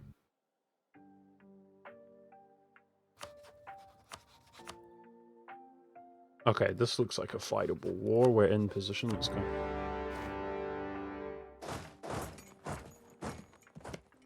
Just trying to give him a little bit of breathing room here. He's really smart by boosting his admin.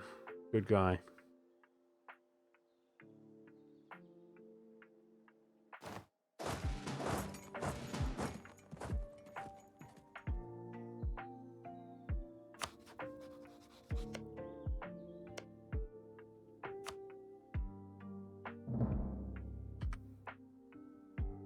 Blame those in charge? Yeah, I do.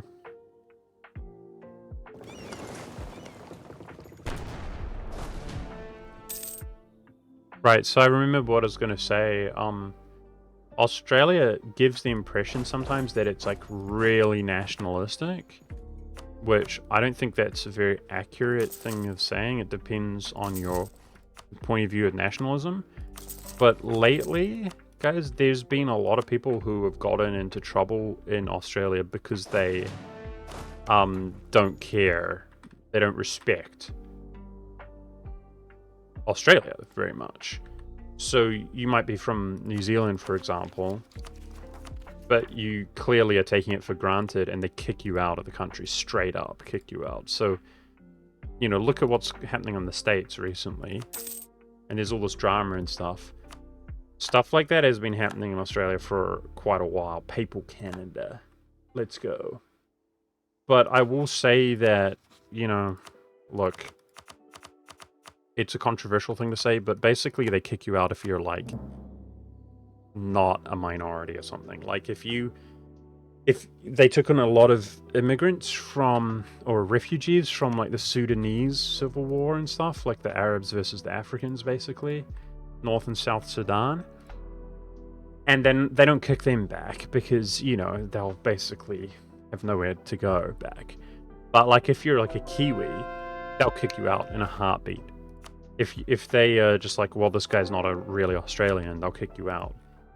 And the thing is that so I'll give you an example. I was talking about brain drain earlier.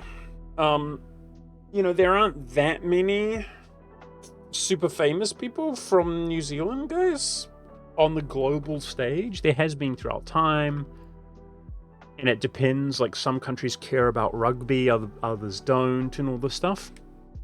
But New Zealand is a very low population nation, so there aren't that many, right?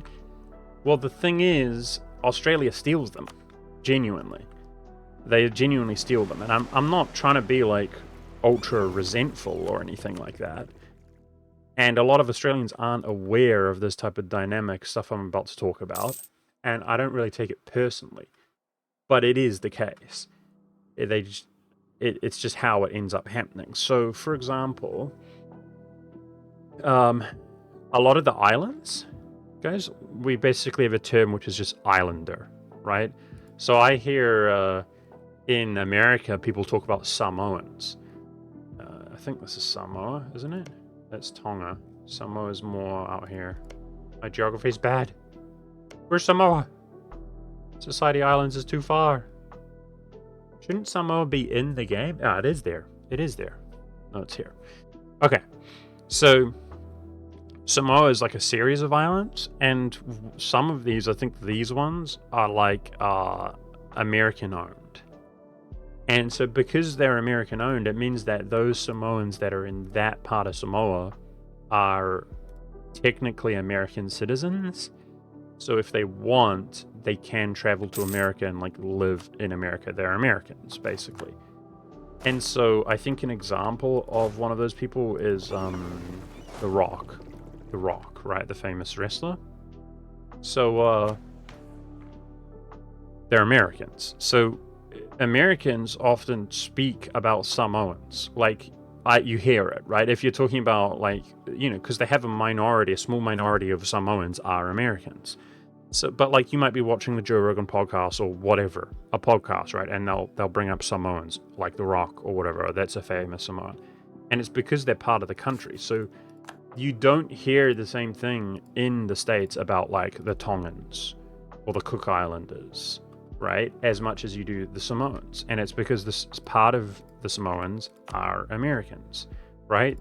Pretty clear distinction there. Well, in New Zealand, we do. We grow up. I grow up. You're a little kid. My friends, they all look similar in the same way that Europeans, generally speaking, look similar. They look similar. But if you say, oh, you're a Samoan, it's like, no, I'm not. I'm from Tonga. So you have a term which is like islander in New Zealand. It's a very common term. Like, they're islanders or an islander or that sort of thing.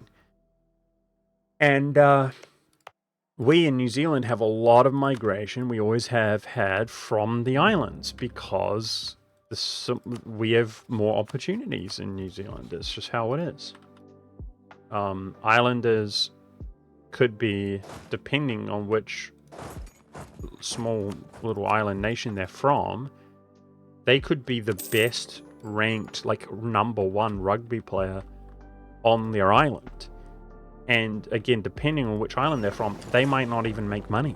It might not even be professional, guys. They might not, because it's just too small.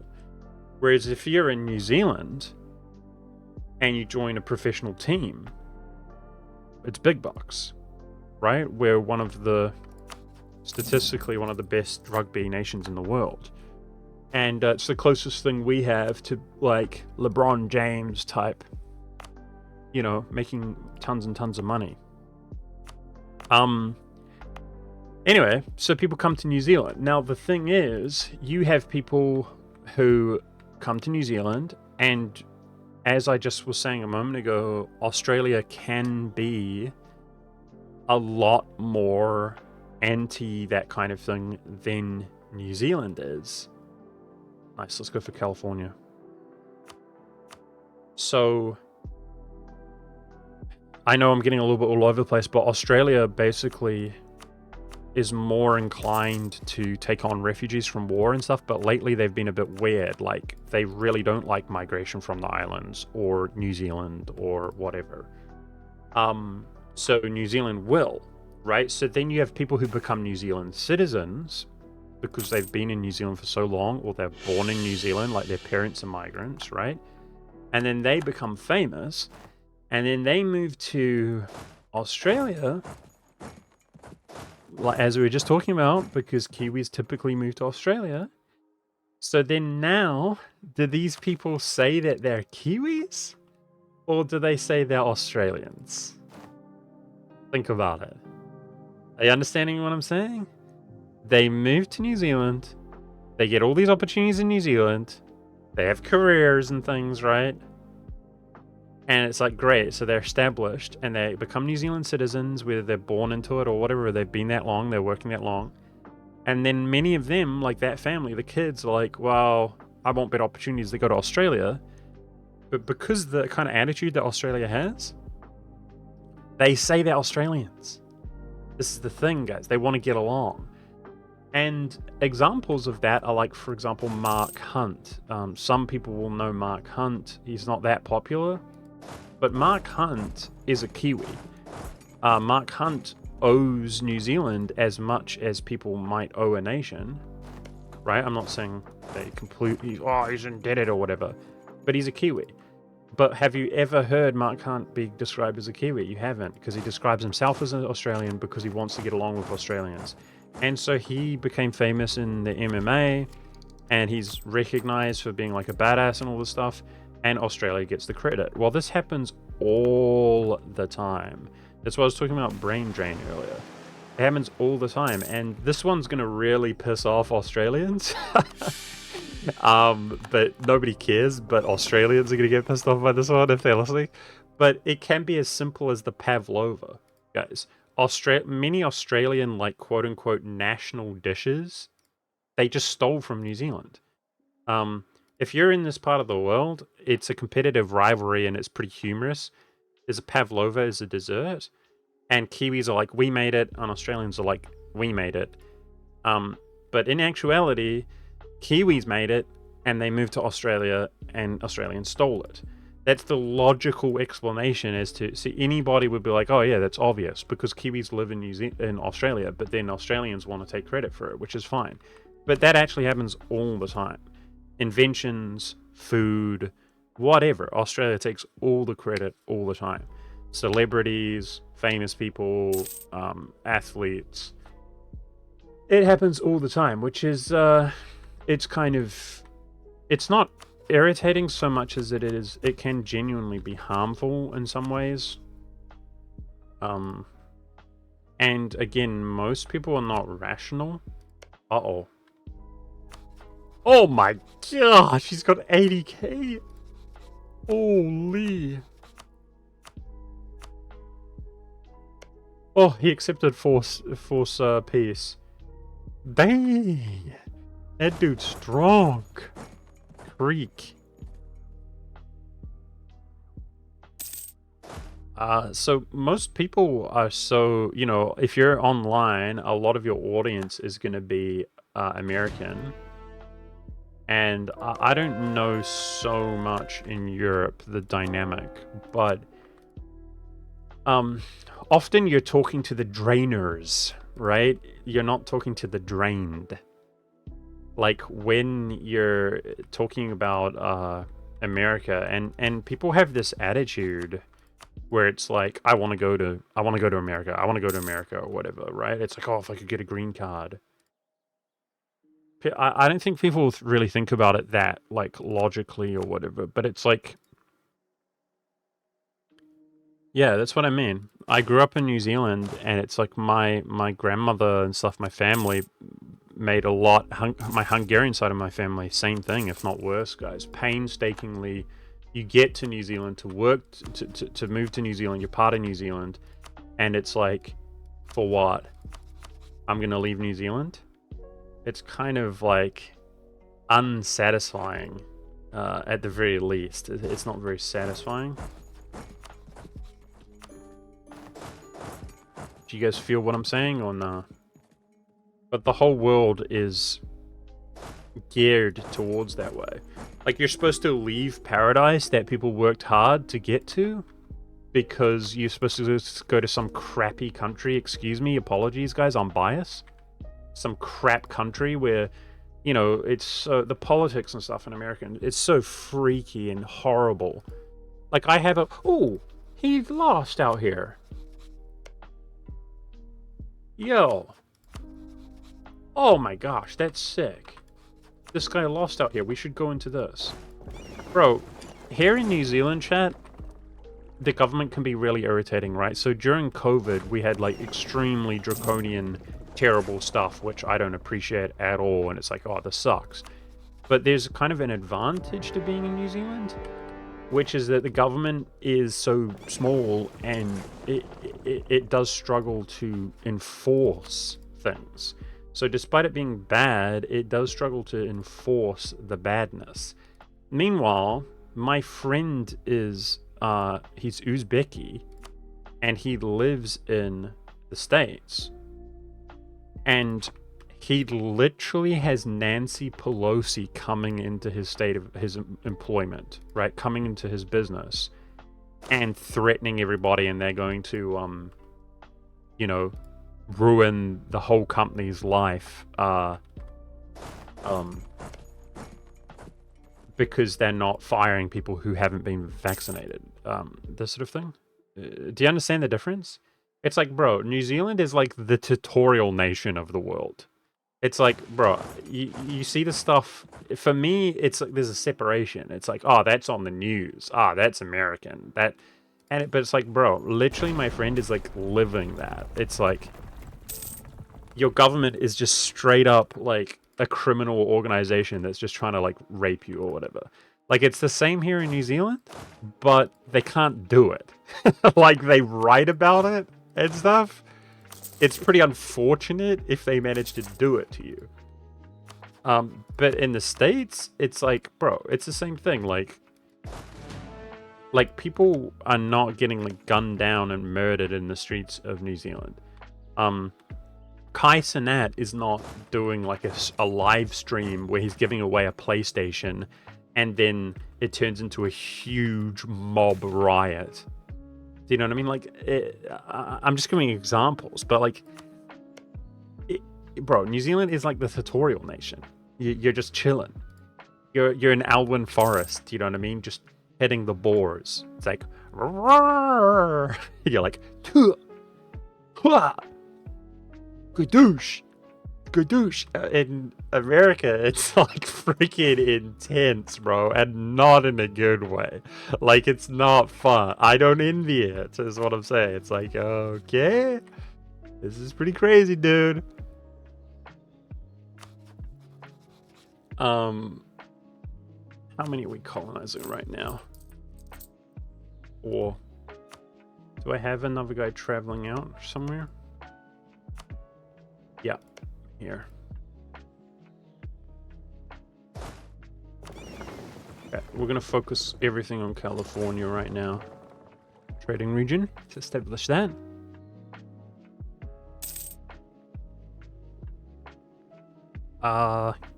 Y'all have a lot of non-whites or recent massive immigration? Yeah, I don't know what's our demographics so much. Like I don't know that well to just cite that stuff. I mean, you can like Google search that stuff, but I know we've got a lot of Chinese, like a lot. But it always depends on the region that you're in. We've got a lot of islanders. Like I said, we've always had islanders here.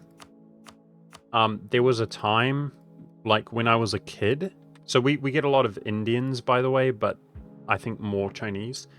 There was a time when I was a kid, I would joke about it as a joke, where it's like, we don't have any Africans in New Zealand. Like none. Zero.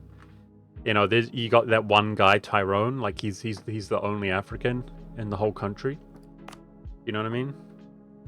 But, I mean, that's changed. Like, we still have very few, but, you do see them now. It's the same thing, like, the Sudanese situation and stuff. Yeah, but if you're in a city like Auckland, yeah, we've got Africans now. But, like, when I was a kid, we didn't. Like, we literally did not have Africans. When I say didn't have them, I mean, like, you know, less than 1%, less than 0.5%, like, I don't know. It's really minuscule. Like, in my whole school, like 2,000 people or something, you wouldn't see an African. Or, you know, you can't always be 100% sure, so maybe you did, but it, you know. Anyway, that's the impression, let's put it that way. But no, that has changed. 95% speak English? Yeah. Yeah, New Zealand, people do speak English. That's a good point. It's a good point. I know there are countries like, you know, where people speak Spanish or whatever, and they don't convert or whatever. They don't speak English. There are like older generation Asians, like Chinese. That would be the other 5%. Do you know what I mean? There are older generations, but they have kids, and then their kids do speak English. So I know there's a whole concept about like what's it called? I can't think of the term, but basically people integrating. I guess that's the term, integrating. People historically have integrated into New Zealand nicely, in the sense that they at least speak English and stuff like that. Uh-oh, what's this war? Canada is fighting multiple wars. So that's the one that I attacked. We got this guy here. Uh-oh. I gotta resolve this one, but I'm trying to establish Louisiana. Louisiana will not have anything to colonize, which almost defeats the purpose in a way. Integrating is imperative if you want to protect your culture. Yeah, absolutely. I mean, it should be self-explanatory. Like, if you don't integrate, then the people are a different culture. They're like different nation, different, yeah. It goes without saying, really. Should do. Alright, that would be a colonial nation, but it's like, I'd like them to be able to colonize. I'm gonna join this war, though.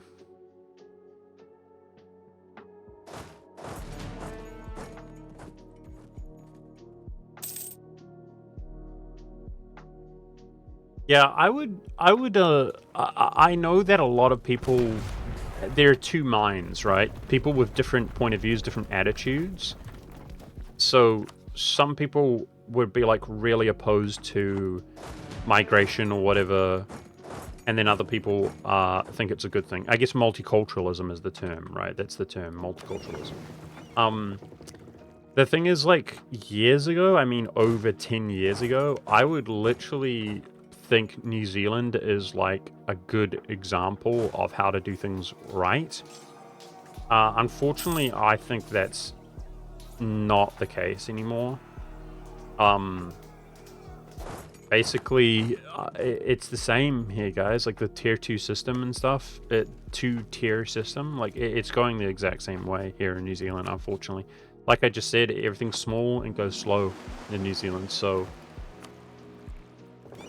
I do personally hope that other countries, bigger, more important countries, basically, that they're able to create the solutions so that by the time we get there, so to speak, it's more normal or acceptable to just do that.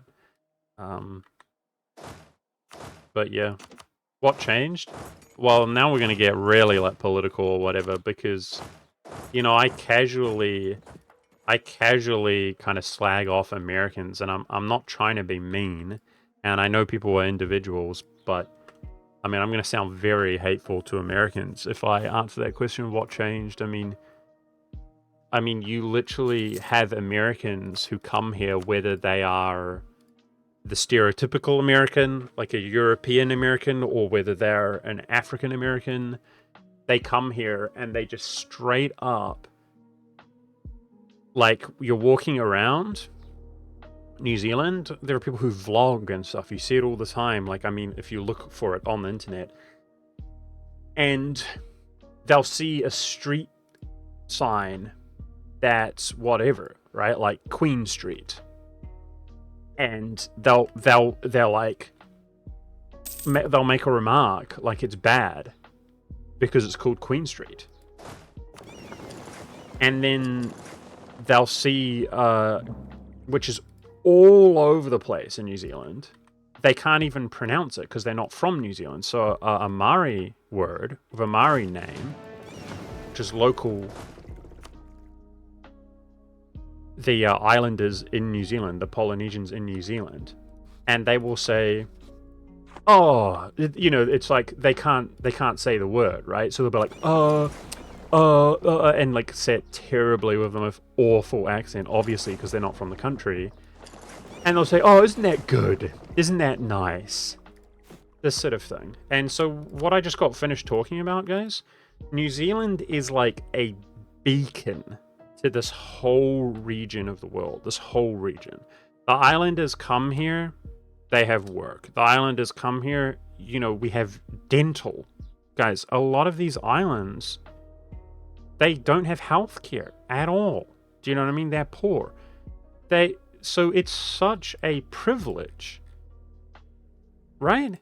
It's like, do you just suffer and die? And like or do you benefit from New Zealand? You benefit from New Zealand. There are literally islanders, guys, who have made hundreds of thousands, millions of dollars by playing in rugby, right? Which they effectively can't do. They do, and they make no money at home. So it's very lucky to have like a country like New Zealand nearby. But New Zealand doesn't even get a lot of the credit for it, as I just explained. Because then it's like, well, we'll go to the next country who gives us opportunities and stuff. And that's one thing. It's just like, it is what it is. That's life. But then to be like insulted over it, do you know what I mean? Or the implication is that you're bad and stuff. And it's these Americans, bro, who like, they literally insult. You have these people who are on social media, and I'm talking about big people now. 1, 2, 3, 4, 5. Guess we don't need to call that. Just the American, the way it is so disrespectful, the way that they just force everything through their lens and their perspective. Literally, it is, you have people insulting you, like denigrating your country, just saying that you're bad outright. For what?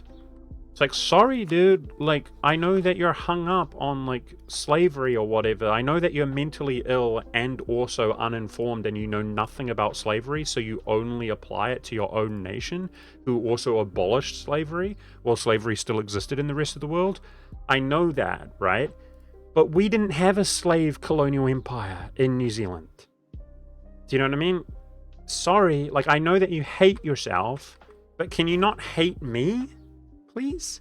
So that's what's changed, guys. It's both in terms of the news. The news corporations in New Zealand are owned by Americans. They're American corporate.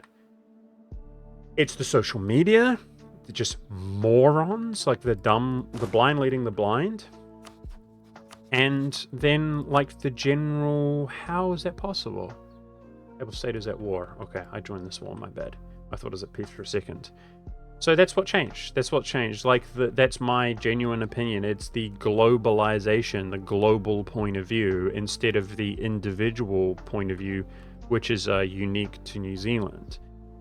So another example, guys, is we have straight up overt and blatant discrimination in New Zealand against non-Maori people. It's been that way my whole life.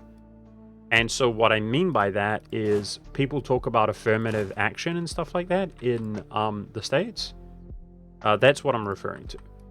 So, for example, I have a friend. I don't speak to him that much lately, to be honest. But, you know, he was a really good friend of mine. At one stage, like, I met him at work, but we both lived in the same town, basically, right next to each other. And, this dude is, you know, just rich by an ordinary standard. Like, his dad is basically retired.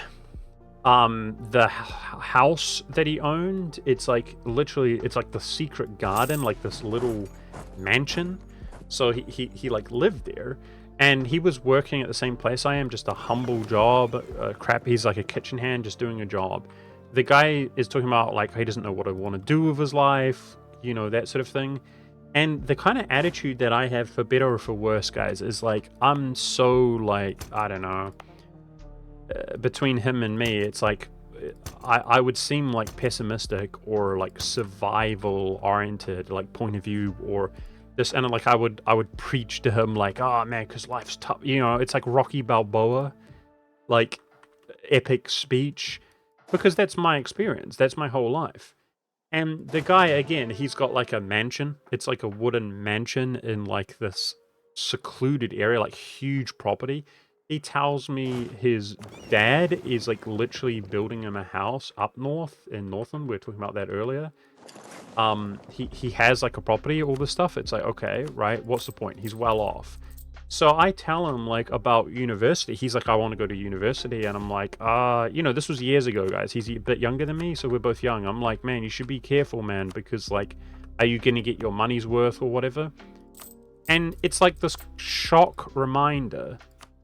He's like, well, it's free. I don't need to pay for university. And he's right, because he's Maori, guys. He's Maori. So it's like this, and I remember like he distinctly felt bad. Like he's like, holy crap, like this is crazy. And it's just like, I don't know what to say at that point. It's like, oh yeah, it's true. It's just free. So, but that's an example. It is literally free in New Zealand. So for Maori people to go to university. But they're not like weird, backwards, primitive people or something, guys. They're just Kiwis. They're just ordinary dudes. Except they have real, tangible, on the books, like massive advantages. And it's all taxpayer money, right? Like I'm working, I grew up below the poverty level, literally below the poverty level. I've got so many siblings and things, you know, it is what it is, but like I'm a bit older than a lot of them, so it's like you're working, it's like I'm literally being, it's like you work at, you see the worst places around the world economically, and the older children are the parents, do you know what I mean? They're providing and stuff, they pay and stuff. Same thing here, guys, same thing, like are working to get by.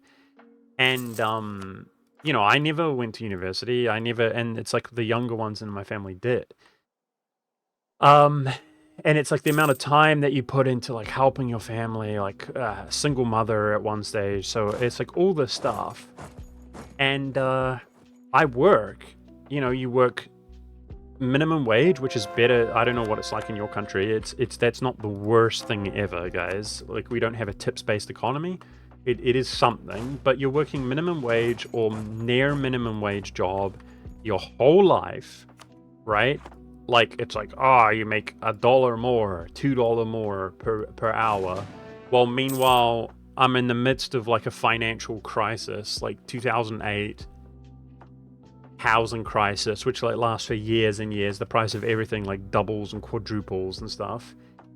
And you know, my taxes are paying for him to go to university. And he's rich, right? He's rich. So it's like, listen, it is what it is. It is what it is. But you want to come here? These freaking Yanks, they take over the news, literally on a person-to-person basis, walking around the streets and misrepresenting you on social media. That you're bad and you're evil, me? Like, that is too far for me, dude.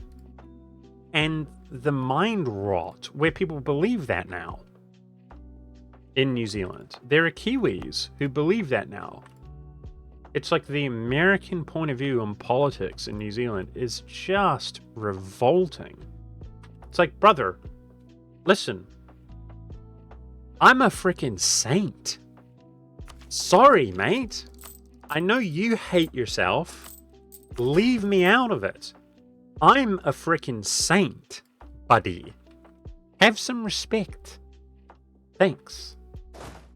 Holy. I know that people like, you know, somebody shines bright like Jesus Christ and we tear him down literally because it makes us feel better about ourselves. I know that, and I don't want to compare myself to Jesus, but it's like, bud, I'm out here doing my best. I'm a good guy and I'm suffering. Okay? The least you could do is have some respect. Okay?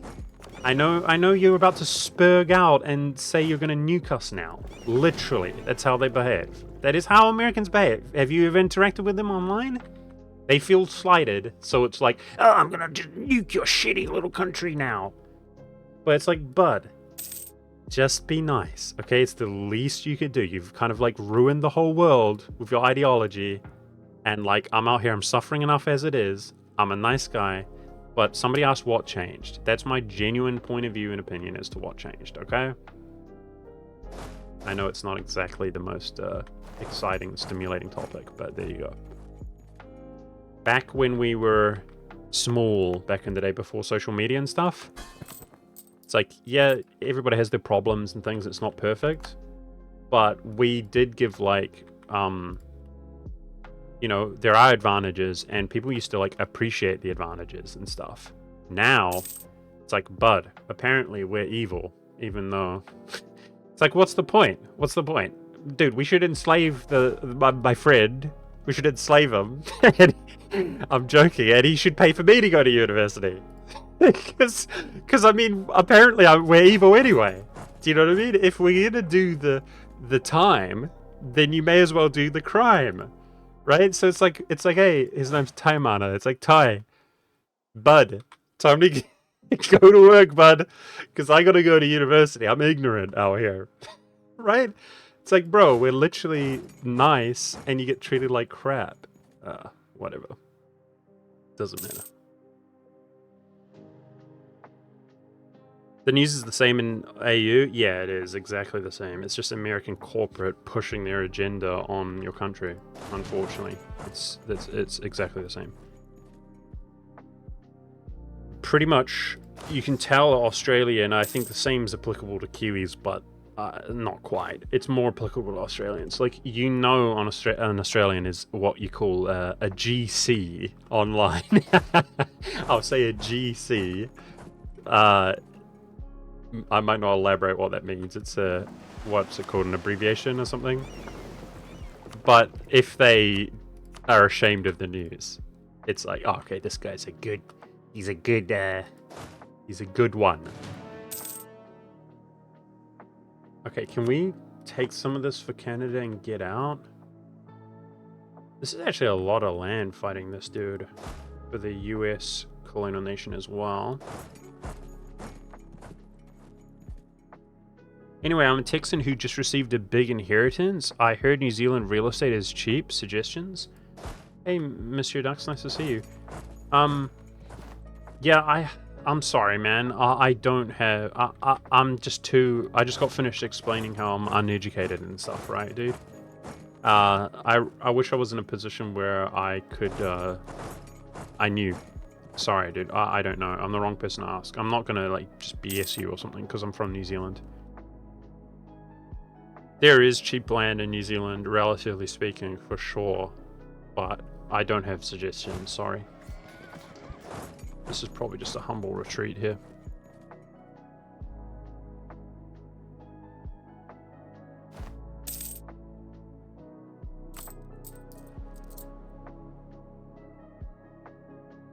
Yeah, it's really enraging, guys, to see the social media morons, like... I just don't watch it. They do anything on New Zealand and like they're American. It's like I might get debated into like opening something up. It's like you're like, oh, this is it, and you click on it, and then I realize it's an American guy, and it's like, okay, dude, no way, I'm not. I don't hate myself enough to like keep watching this.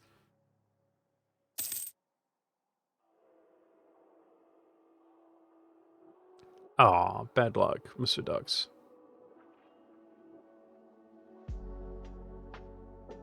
Yeah, that's true. That's true. Executor, you're right. Now you bring it up. Foreigners struggle to buy land in New Zealand. That is a thing.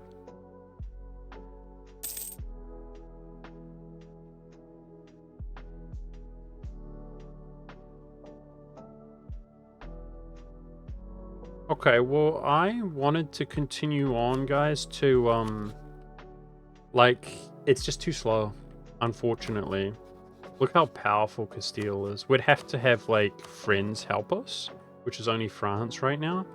I was wondering if Portugal would fight an independence war against Great Britain, and then he would at least dishonor, and we would yoink colonies.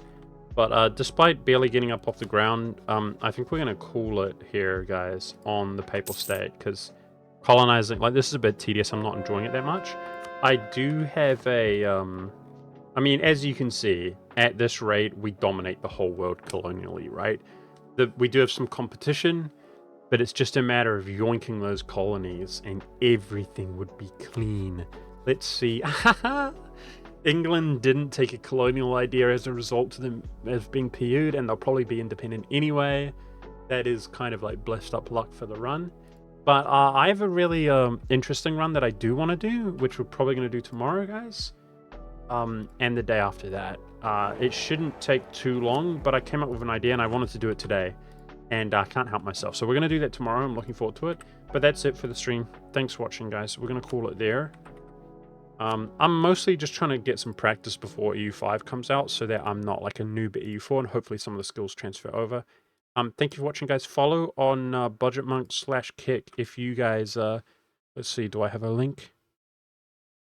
If you guys want to follow there, because I think the future's over there, guys. But otherwise, appreciate it. I'll see you later. Later, y'all.